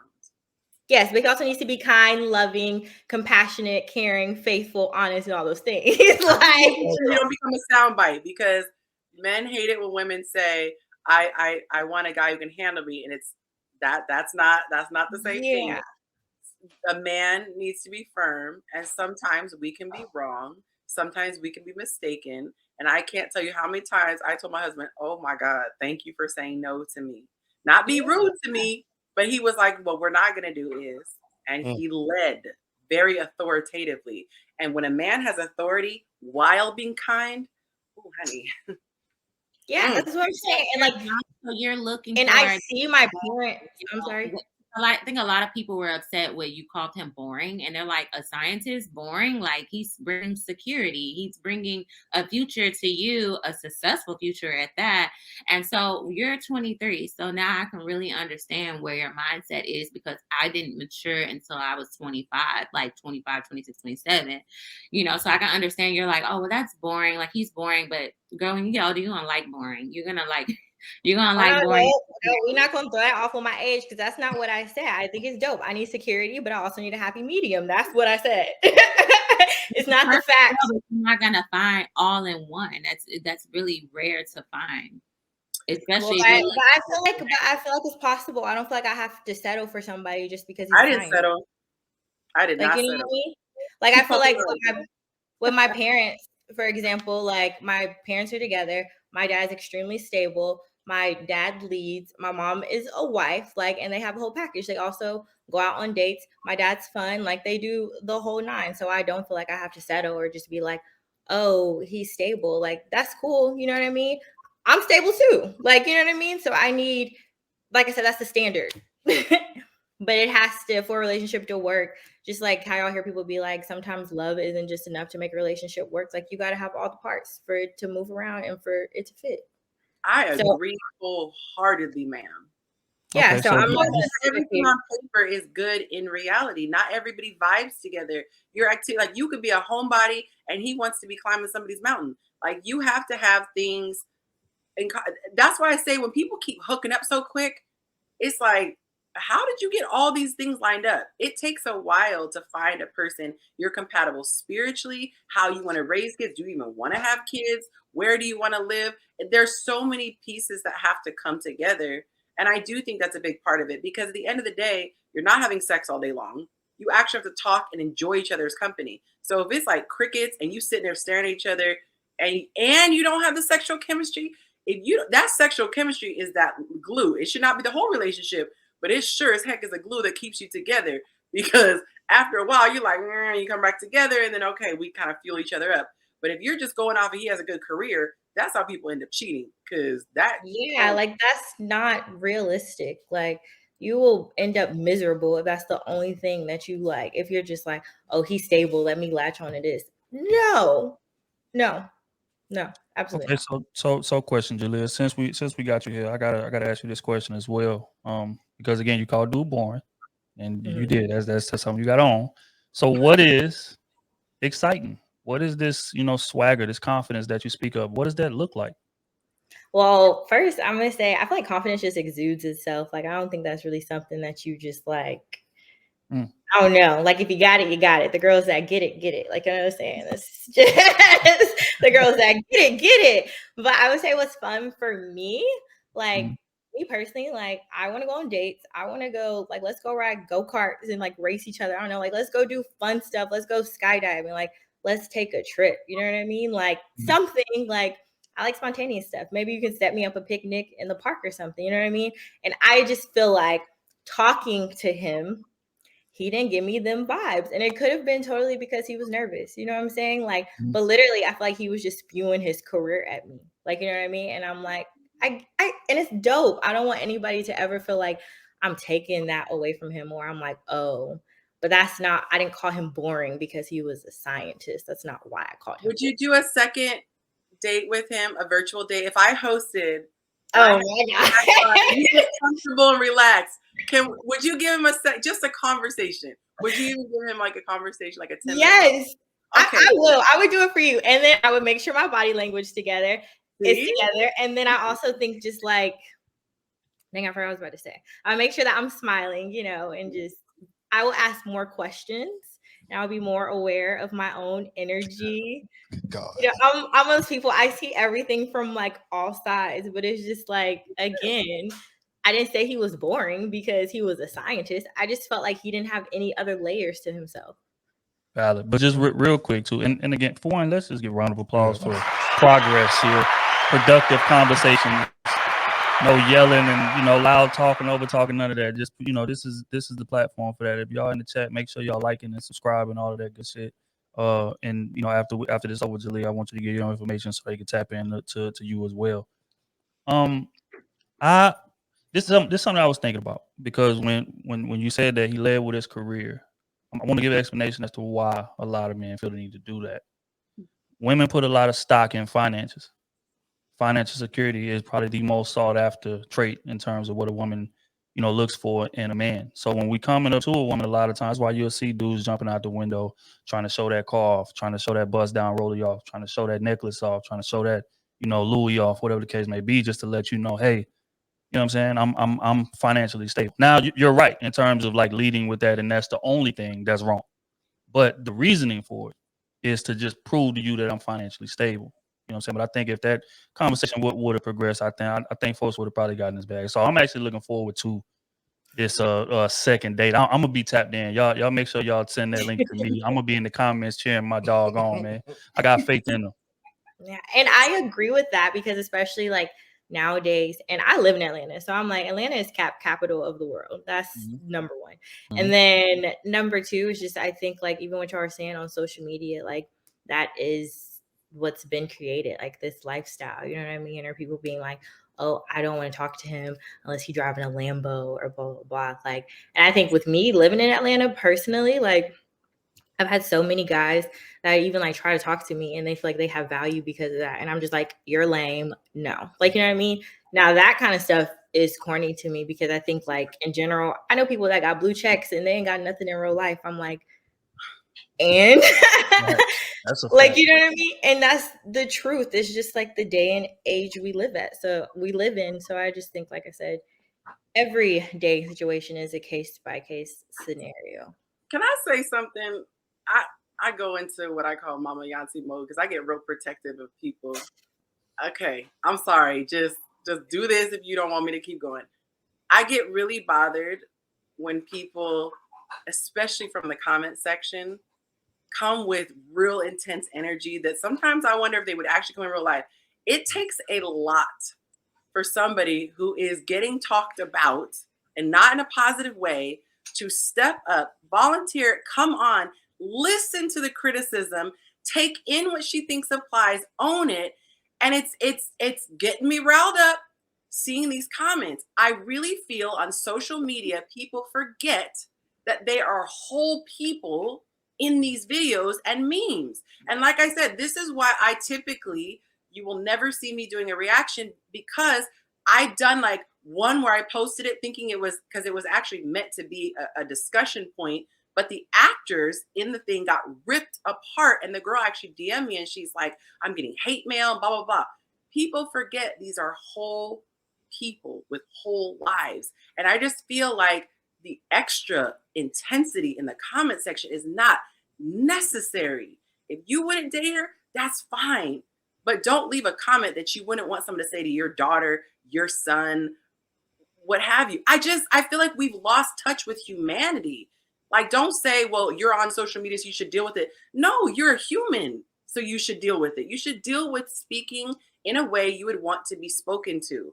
And I don't know, it just bothers me. And we're trying to build up the community. We're trying to teach. Why would you want to disparage someone who's literally doing what we're trying to do, is build people up, help them be better. She's a living example that there's redeemable qualities if you could talk to someone like a human being. Sorry, I just had to get that off my chest. I think I'm the oldest one on this panel. I mean, but it's real though. I think for just on social media, people take everything and run with it anyways. Like, people are gonna take stuff that's off this live and be like, oh, she like whatever. It is what it is. I think I mean, I have tough skin. Like I said, I'm one of those people, I like to listen to things from every perspective. Now, I'm not gonna say I wasn't in my feelings about it at first, because I'm just like, whoa.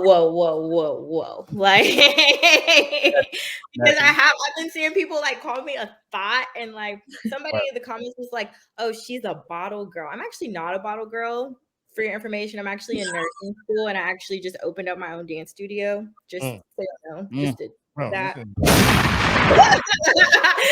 Like, so no bottle service when I'm coming to Atlanta. What do you say? I was coming to Atlanta. I was hoping for some bottle service, but you're not a bottle girl. So. No, but I got some friends, that can hook us up. Okay. But yeah, I got some friends. I got a plug here and there. But yeah, no, man. I for one definitely want to commend you, because it definitely take nuts to do that. You know what I'm saying? People is talking to you, and it's hundreds of people watching, thousands of people watching. Come on there and defend your points, and you did. And again, you came on with some defensive energy, but naturally so. If it's me, I would have did the same thing. You know what I'm saying? But you was mature enough to have a conversation, listen to what people were saying, and stand on your square. You didn't budge. And even the things you did wrong, you say, you know what? Okay, I'm gonna think about that. Or you know what? You may have a point. Which is more than we can say for a lot of people. Some people just stand and being wrong and just, oh, no, y'all don't understand. I said what I said. And then it just turned into a whole blow up. So, you know what I'm saying? I definitely want to commend you for that. This is not the platform where we bash people or whatever. And, that's the thing people got to understand, like, especially with the comments and, social media just in general. People, you can't take it personal, because people are not talking about you specifically. They don't know you. They are talking about what they feel like you represent, which is a lot of times is off. So, right, you know what I'm saying? So you done been in this thing long enough, you know how I go, you know what I'm saying? But, I just want to commend you personally for coming up here and standing on your square, because a lot of people was not, built to do that. If we gonna keep it real. Yeah. And then I also think, can I just say this too, because just how like other people get like stereotyped, I definitely feel like in this situation, I'm being stereotyped just because of how I look. Like, I feel like I'm an easy target to be like, oh, she's pretty. Oh, or she wants this. You know what I mean? And I just think, like, in general, everybody watching, like, people just have to y'all got to be more compassionate with people, man. And just like, y'all don't know me for real. Like, you know what I mean? Like, just in general. Like, I got to add this though. For me, it wasn't a look. For me, it was an energy. It was literally the facial expressions. So, how your appearance was, no matter how you looked, I would have had the same reaction. I think that it was, however you felt, it seemed to come across in your face. And like you said, I'm good with you because you heard it. You're like moving forward. People are debating in the comments whether the goal is to try to rip somebody apart or make fun of people. And that's the confusion people have. Some people do content just for the shock value. Other people really are trying to better communities. And I've reposted quite a few things from Krew season, because I feel like they give a vantage point that women don't hear, which is men speaking directly. I think that there are some people who just get off on seeing like a fight. It's like I think if you could actually put people in physically fight and rip them apart, they'd be like, yeah, with their popcorn. For me, I don't get off on that. Like, I don't want to know that somebody went home and was crying after a conversation with me. I don't want someone to go viral and get hate mail. Like that hurts me. I'm a mom. I have compassion. So these people who think that this is about, blasting Black women, no, that's ridiculous. Like, what are we doing if we're not trying to build up gender war? It's a gender war on social media. So a lot of and this is why I do appreciate you guys' platform, the Krew season, because I noticed that it is balanced, and you guys do try to teach men why women think this way, and they misperceived you and say, oh, she's a thought, she's this, she's a gold digger, she's that, and they had all these speculations about you because they're projecting from their own personal insecurities or whatever they got going on in life. So I just hope that this collaboration can bring our audience together and find some type of solution to a lot of our problems in the community, in the dating world. Like, I respect you for coming on here because I'm pretty sure you learned some things and we got clarification on some things that we were talking about on this discussion. So yeah, well, thanks for tagging me in, and so I'm happy I was able to come on here and speak my piece. Yeah, for sure. Look, for sure. we can have a conversation about fighting. So we broke stereotypes right here. No hair got pulled. Yeah, I'm smiling now because I was like, yay. Real rap. So again, but I don't know if you got time or you trying to get up out of here. I don't know what it is, but just real quick, just shout out, where everybody can find you at social medias and things of that nature. Okay. Y'all can find me on Instagram at Longway Leah with 2 H's. So yeah, find me on there. I know. I was hot though. I'm not gonna lie. I was like, listen, I've been watching y'all show. I'm the girl, and y'all misconstrue what I said, so y'all probably gonna see my DMs. And I'm like, and next time, tag me. Make sure you hit me too, because I'm for real. I will really host this second day. Let me see. Yeah, real. Hold on, real quick. Let me read some of these super chats, man. Y'all, somebody just commented on my post and said, you have a city girl mindset. You aren't interested in a good Black man, just the scammers and rappers. Later on in life, city girls want to settle down with the good guys after dealing with the bad guys. Oh my God. Oh, okay. Shout out to E Black. Y'all niggas lame. Say the ladies ain't keeping the same energy. I thought he didn't have swag. Nah, he's a keeper. Old as hell. Ladies, do y'all want to respond? Well, y'all ain't gonna respond. We didn't already cover that. I said he was my type. Thank you. Yeah, I feel like I kept the same energy. I just got clarification on why she dismissed him. Right. Ricky, shout out to Ricky in the building. My dog. So our eyes like what our heart can handle. Y'all saving lives in these streets. Shout out to Krew season and congrats on the 100th episode. Appreciate you, G. Congratulations. I appreciate it. Baby cuz. Ali, what up, G? See, he was probably commenting when she first got on. He was like, "Oh shit, here we go." All right, let me see. Marie, shout out to Marie.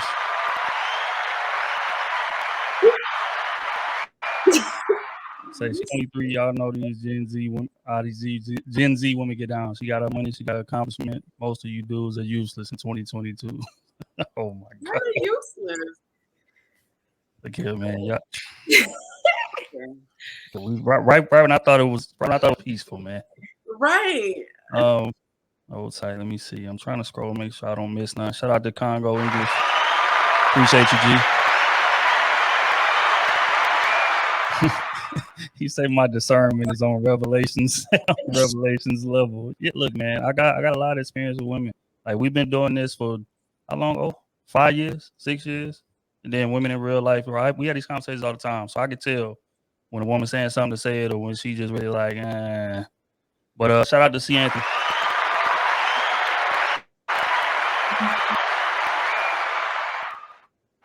You say, men, health is wealth. Find your purpose in life and never let it go. The world does not love you, so only look out for you, your family, and your pack, because your swag is not enough.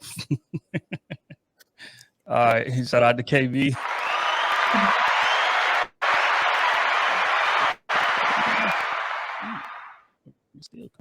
So I'm steady scrolling. Y'all got pardon me. Yeah. All right, y'all. Well, thanks for having me. I'm about to hop off of here. All right, All right. love, Give man. me up about the dating show, Yance. Yes, hear me, girl. So, All right, bye. Y'all have a good night. All right, take it easy. Take care.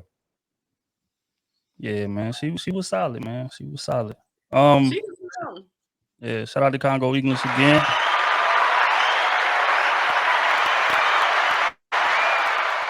You see, I understand her vernacular and energy, very straightforward, knows what she wants, be a discernment. That is not normal for a 23-year-old. Yeah, I agree. But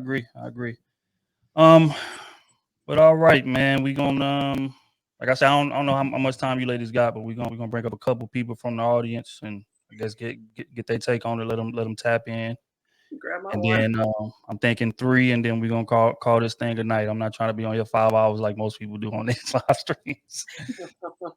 What's the minimum? They gotta pay $50. Oh, Mr. no. Logic. Mr. Logic in the building. Logic, what up, G? Mike Dove in the building, the man himself. What up, bro? What's up, man? Chilling, bro. What you on? I'm on duty right now, so I ain't going home till tomorrow. Thank you for your service. So, Yeah. but I wanted to, after she sat there and said the boring stuff and the whole spontaneous, I didn't think that was ever gonna work. Mm-hmm. Because with him being in the military, he's not gonna be able to be spontaneous like that. That's true. True. Yeah. And again, I didn't have an issue with her curving him. I just felt like the dismissal right from the gate, and then hiding it behind the reason that it wasn't really behind. That was my only issue. If the dude, you say, hey man, this nigga just he corny, he too corny for me. I'd have been cool with that. I'm like, all right, well, that's he ain't that tight. But that was my only issue. But you're right though, in terms of having free time and stuff like that. Logic, the link is in the chat. Anybody that want to jump up, the link should be pinned to the top of the chat. Y'all tap in if y'all want to come up. Bro, don't get. What happened with the? Oh, okay, you good. Good. I thought he caught the Holy Spirit. I was like, damn. Nah, the lights are motion censored, so if there's like no movement. I got you. If there's no movement, it'll just turn off in like 5 to 10 minutes. Look at him. See, See, here we go. And they don't even know. They don't even know. That's how the game go. But yeah, Mike, bro, we appreciate you checking in as always, big dog. You know what it is. And I appreciate you making me a moderator too. Oh, for sure. Yeah, for sure. You've been rocking with us for too long not to be. I appreciate y'all. All right, bro. We're gonna catch up with you. All right. Job, what up, bro? It's you up, but all right. I just became a Patreon. Thank you for giving me all this. I was 15 when I got onto you guys, and I finally improving. And now I'm 18. I can finally pay back all the money I owe you guys. I appreciate you too. I'll start watching your videos. And I also have one question. Investing into real estate. I'm nowhere close. I'm working at McDonald's, so I just want if you can make a video on that, I'll love to figure out how to do that stuff. Thank you. I bet. Yeah, no, that's done. I'm gonna run it by the boys, and we're gonna get it locked in for sure, bro. We definitely appreciate you rocking with us since 15. That's crazy. That's crazy. But congratulations on the progress, bro. That's what we do it for. So to see that this, landing the right way and you making moves that you're supposed to be making, that right there is, I'm fulfilled with that for sure. And he got a business. All right. Yeah. See ya. All right, G. Oh. All right, man. We Baby cuz. What's happening? Man himself. What up, bro? Boy, I was in here dying in my room. What you think? Man, but what you think about it? But to speak from that perspective, because honestly, I am a nerd, and a lot of Black women that I have talked to and dated, they're a little confused when I tell them my hobbies and interests, but because of how I look and how I dress, I just cut my beard, but I have a beard, I do my dreads up, I mean my dreads, but my twists and stuff like that.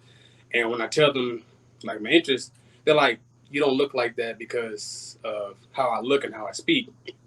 And I can get what bro was coming from with the nervous piece and how he leads with that. And just speaking from that experience, if you are nerdy, take time to, I don't want to say step your dress game up, but really find yourself and find like what you like to do and what you like to dress, and step that up so that way you're more comfortable when you talk to pretty women. And carrying yourself is the most important thing that I've learned, because I used to be like him. I can talk to any girl now because I worked in a restaurant and I deal with a lot of pretty faces. But before then, boy, I was a stuttering Stanley. I would blink a lot. I would honestly start sweating a little bit. I ain't gonna lie. And it was bad. But like I said, working at the restaurant and being face to face with a lot of people and stuff like that, I don't say it brought my confidence up, but I got more comfortable in that environment. And a lot of dudes out there, black, white, whatever, who are nerdy, they just don't have that experience. They don't have a lot of experience talking with women, pretty women at that. So in the moment they get face to face with one, they did what bro did. Breathing heavy. I'm smart. I make a lot of money. Finna go do this and that, and it's a turnoff. Honestly, I got what she came from when she said that he was boring, because you're a nerd. You finna go to the military. You finna have a great job, but neuroscientist. I mean, not the average person know what that is. But I just want to come up, give that quick piece on that, because I got to go to bed. I got to work in the morning. But always salute to my dogs out there. Next time they have a live event, I will be there. I missed the last one with Lapeef and them because I was at work again. But I just want to come up and give my quick piece, and yeah, be blessed out there. That's all love. Appreciate you, gang. Yes, sir. Yeah, I see the Krew hat, boy. Shout out to the game, man. You represent everywhere. Yes, sir. All right, G, we're going to catch up with you. I will. I love when he said comfortable, because we do say confident a lot. But honestly, what comes across as confidence is being comfortable in your own shoes. I told my kids a story about Flavor Flav, and I told the story about LL Cool J. Remember when he had his pant leg up, like he was the only one doing that? I said, if someone else who wasn't comfortable tried to wear a big old clock around his neck, because Flavor Flav is not, GQ top, handsome, whatever, or someone pulling their pant leg up, you have to be comfortable in who you are to rock it so hard to the point people are like, I want to do that too. Because that's ridiculous to have a whole clock, a wall clock around your neck. So when he said comfortable, it really resonated for the people who really do want to understand what this is. It's not some mystical swag that people are making out to be. It really is a comfortable. So if you are more on the nerdy side, but you've embraced it, there's that confidence that comes out of there. If you wear polo shirts, that's your thing, and you pop your car, there's a way you can make it work. Everyone has their own vibe, but not everybody has embraced their own energy. And I think that's what's so sexy. Like the nerdy girl who's kind of dorky, she's embraced it. That's what makes her beautiful. So, and then you have beautiful women who are drop dead gorgeous and are the most insecure people. And it's energy. I can feel energy. I can see it through a photograph, through a video, and especially in person. So just for all the people thinking we cap it, it's a real thing. He came on smile. All I saw was teeth. Beautiful smile. And he had me. I was like, what's he about to say? Because he came on with that energy. So it's a real thing. Right. Which is, again, we try to preach it to him, bro. It's like confidence comes from one accomplishment, especially when you're a man. So we tell dudes all the time, bro, just get good at something, whatever it is. But if you good at something and you're good at something, you walk with a little bit of a sway. Your shoulders a little more relaxed. It's just, you know what I'm saying? And you more willing to, tote that or whatever and get that off. So it's just, that's what it stems from. And, a lot of dudes just hadn't really figured that out yet, but it's all that. It's accomplishment. Confidence comes from accomplishment. If you're not confident in yourself, then that means you need to go research and become an expert at something first. And then the rest of it is going to take itself. The fact that he said he got confident because he talked to women in a restaurant, I actually think there's a lot of intelligence to that, because in a restaurant, you're already in a position of, we'll say leadership, because you're coming to the table, so you get a chance to kind of in a neutral environment realize that women are just, because but some people make women seem like some mythical unicorn creatures, and we're just people. So when you get a chance to interact a lot with women, it kind of takes the, that real cloudy mystery away. And it's like, oh, she's a human with insecurities too, and da da da. And then you relate.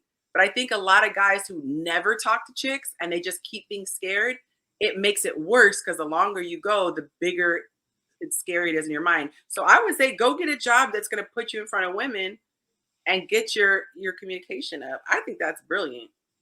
Well said. All right, we're gonna bring up one more and then we done for the night.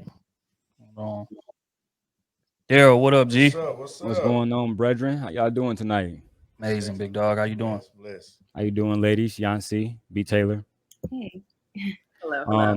I had a question just for the ladies very quickly, and then we can end the night, guys. Ladies, there's a conversation going around YouTube that women like you guys, beautiful women, educated women, well spoken, right? Those women don't really enjoy dating or talking to average men. So for the average men out here, and I only say average men, not to insult anybody, but as you guys probably already know, African American men make the least money out of all the men in this country. They hold the least elected official offices. So for the most part, black men are the poorest, the least powerful, have the least status. But yet, we need to produce a good outcome. We need to produce good families, good children, so we can have better futures, right? So how could men that are average earners approach women like you guys, not you two specifically, but how can they go about it? And what advice would you give average earning men so that they can really be in a situation that Trill is, right? Married, successfully married, children taken care of, from a female perspective, if you guys don't mind. I mean, no, you can go first. You can go ahead. So I mean, what is the average black man? What do you mean? Like, what kind of jobs? Like, what do you like? What kind of salary? What are you talking about? Like, well, I don't want to say. Well, for me, I make about $80,000 a year. I graduated from Central Michigan University. Member of Alpha Phi Alpha, but most men, most black men aren't educated, right? Most of them don't make a certain amount of money. I think the average black family together make about $70,000. But yet, those men, in my opinion, should be married and marry black women in their lane. But a lot of women are hypergamous. Brother Trill and the brothers, they had a show recently called "You're Not Worth What You're Demanding," right? So, and that works for men and women. A lot of men, they are hypergamous in a situation where they want women that they can't really afford, they can't really take care of, right? So I guess just the average earner, the average educated, how can those men and women come together, in you guys' opinion? So in my opinion, I don't think that there is a movement. I'm not gonna lie. Like, even when I got on YouTube, I was part of the hypergamous movement. I don't even know if I'm saying that correctly, but I was part of that movement where I'm like, yeah, forget these testes, da da da da da da. And I did not realize that I was actually, really impacting a lot of men. And I feel like that's the Kevin Samuels wave that came in, where a lot of men who were having low self-esteem, feeling worthless because women are like, I want the rich man, 6-figure, da da da da da, and they're hearing this and they're like, I'm not there. Am I not deserving? And now it turned into this whole battle where these same men are now like, you're not deserving. You're not deserving. So now we're back and forth. But I honestly think that, there's nothing wrong with women dating the average man. I think that women, if we're going to specifically talk about the Black community, most Black women we are going out and getting our degrees. We are more educated. We're making a lot of money nowadays from what I've experienced. And so when I would go off of like people that I know, they dated someone who didn't make as much as them. Like, I have a friend that makes she's basically a millionaire at this point. And it's been hard for her dating because she's like, I don't care if you're an average man. It's just difficult dating the average man when he's intimidated by my money. He's intimidated by my lifestyle.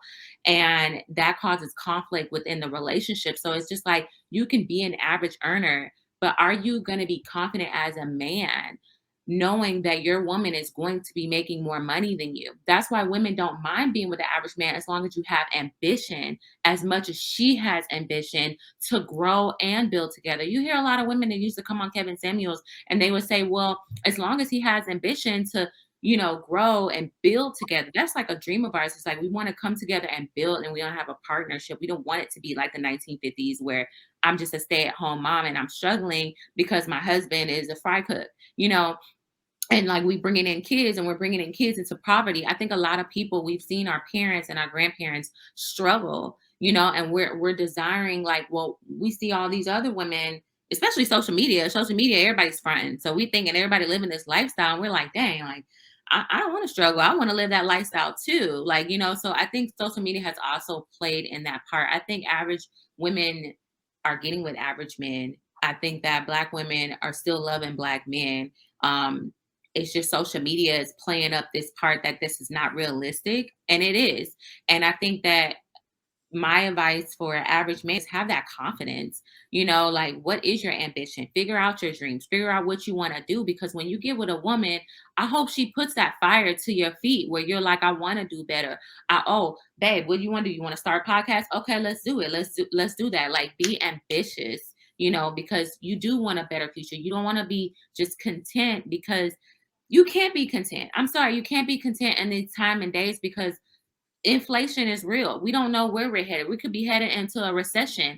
And if we got 2 kids and you're still cool with having the job that you're having and you're not trying to like hustle and have more or, you know, move up the ladder in life and know that your life is worth more than this job and that you can be more, you can manifest more in your life. Like that's what women want. We want an ambitious man. That's when we talk about ambition. Like it's okay if you're an average earner. I think that's fine. I think a lot of women, but don't be intimidated if she makes more money than you as well. Thank you, B. Taylor. I appreciate it. So I have a little bit of a different take. Some of it is going to be conflicting and then some is going to be, you know, in agreement. There is a huge difference in women earning right now. And I've done a lot of studying on this, okay? And shockingly, well, no, I'm not going to go there. That's going to derail the conversation. Women have been focusing more on getting the bag than they have been on getting married. For me, I'm going to contrast. I was very interested in getting married. So the second I graduated college, and my parents allowed me to date because they were very strict, within a year, I had a ring on my finger. So that was my priority.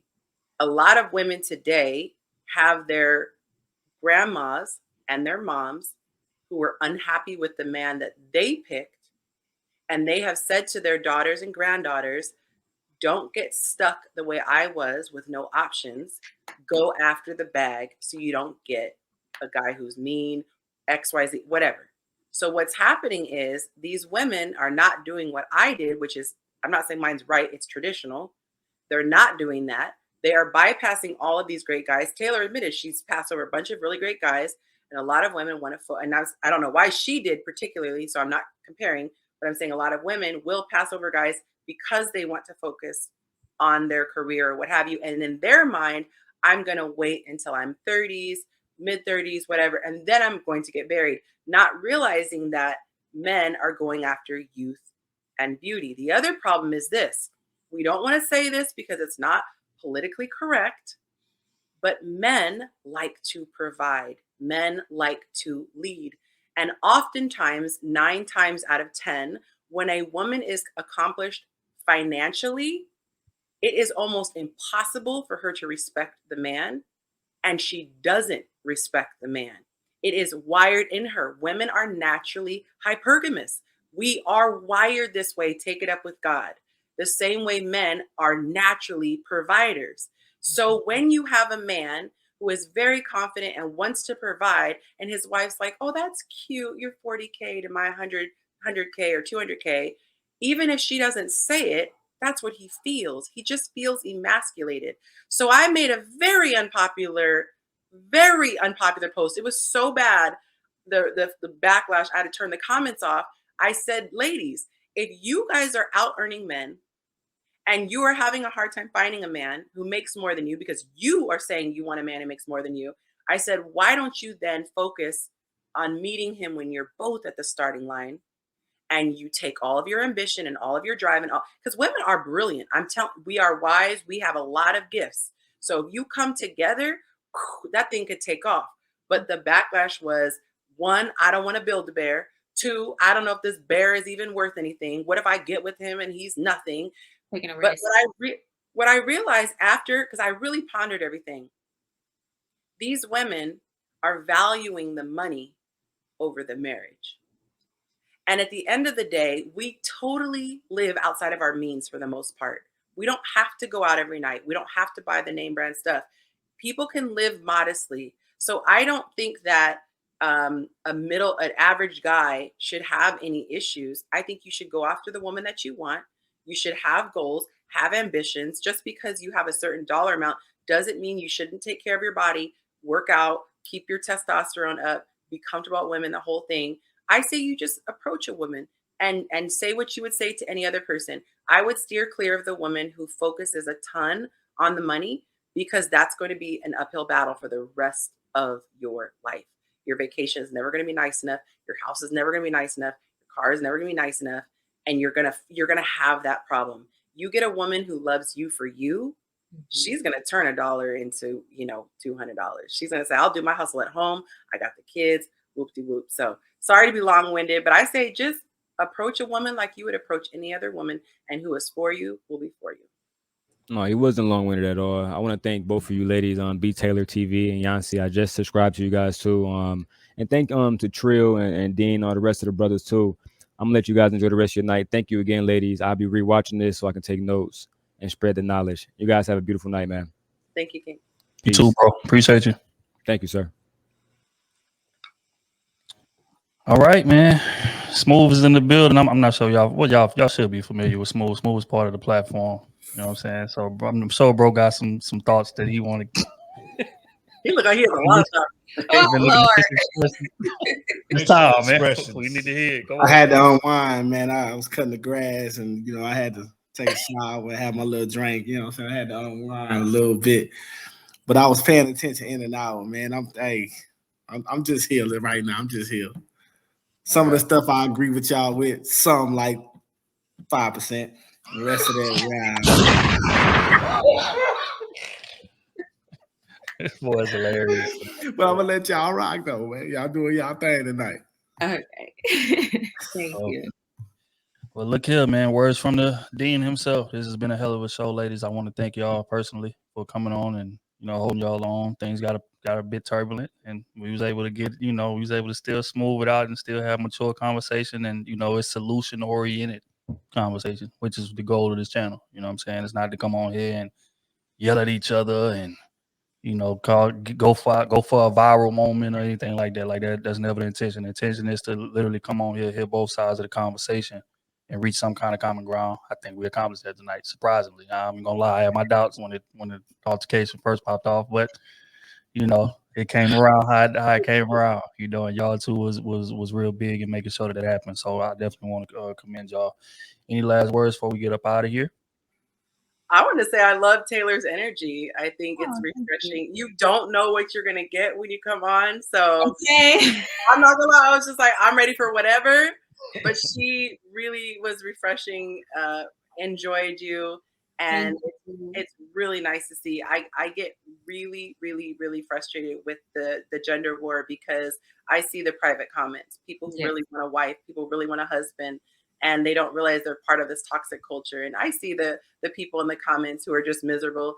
I just want people to know that if you see someone who is miserable, if you see someone who is acting like they were raised in a garbage can, do not lose hope in life. Do not lose hope in all of humanity and all of dating. That is a single miserable person. Yes, there are a couple of them, but I believe there are more decent human beings who are willing to learn. If you speak to them like a human being, we can figure this out. Yeah. And the last thing I have to say is, I'm sorry to all the other races. Sorry, not sorry, but Black men are so sexy. And if y'all don't hear it enough, I love, love, love men. I love my Black men. Okay. We got to give love. There's so much hate out there, but I could not live in this world without men. So all races, I love y'all. I really, really like my brothers. So you guys are loved. You're going to get nothing but love from me. My sisters, I love you too. I just don't swing like that. But I love you guys as sisters. Hey, I ain't gonna lie. I got one thing for y'all. I was really hoping one of y'all was gonna be ratchet. You know what I'm saying? Just at the sleeves. You know what I'm saying? Just at the sleeves. Like, damn. He wanted that low hanging fruit. Yeah, to prove his He point. wanted that like, table No, energy. we're showing y'all that we're Hey, not a just for a monolith. little substance, just for a little, you know. Boy, stupid, man. You wanted some Jerry Springer, and we were bringing Oprah. It's all Right. But Yanti, thank you as well. Like it was great energy. I love how you stood your ground and just brought positive energy to this platform. Hopefully we can collab in the future one day. I'll make sure to follow you on your platforms. But my last message is, we got to stop pointing specifically to the Black community. We have to stop pointing the finger at each other, because we all have faults. There's men that have faults, there's women have faults, and we all have to come together to figure out, like, yes, the modern woman is here. The modern man is here. Traditional, that's a thing in the past, because you can't ask for a traditional woman while being a non-traditional man. We're in different times, 2022, not 1950s. I have a video I just posted about it. So if y'all want to go check that out, Yanti, you actually hit the nail on the head with the whole grandmother thing, because my grandmother and great grandmother were in my ear telling me to get the bag, don't depend on a man, because they were trapped, and they had to suffer, and they had to deal with side babies and everything else. Hey. So I like that. Yeah. DJ, the modern woman, fellas, make her pay her way, goddamn me.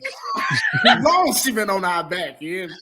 Make her earn her spot, goddamn me. Hey, baby, if you can't provide your dinner, baby, you're gonna be washing dishes. I'm out.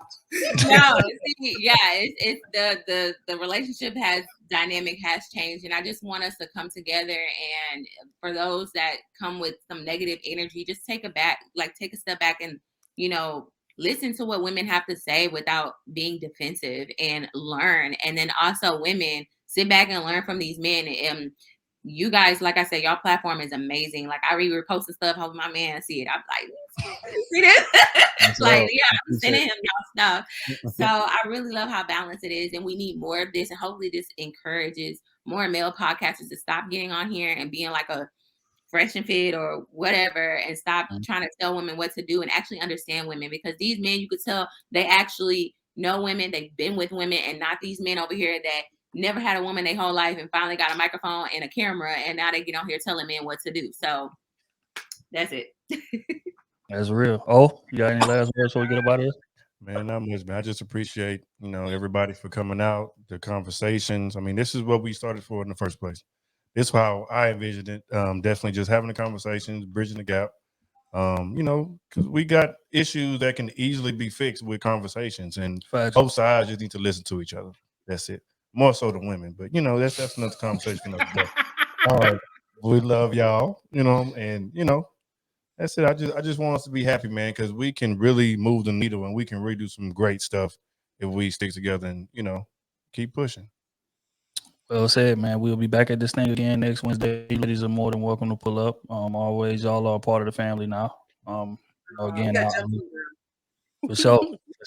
Y'all definitely held y'all on. But yeah, so we're gonna be back at this again every Wednesday. All our listeners, I know we've been saying it, but it's gonna be a way more concerted effort to do so. So next Wednesday, brand new topic, brand new conversation. Let's just build, man. Let's just build. Ladies, I appreciate y'all. Y'all make sure y'all tap into their platforms. Make sure y'all subscribing and following and liking and all that good stuff. You can see these ladies are definitely, well balanced, and not on some, I don't want to say no names, but Cynthia G type of energy. You know what I'm saying? It's just straightforward conversation. You know what I'm saying? So that right there is definitely appreciated. And on that note,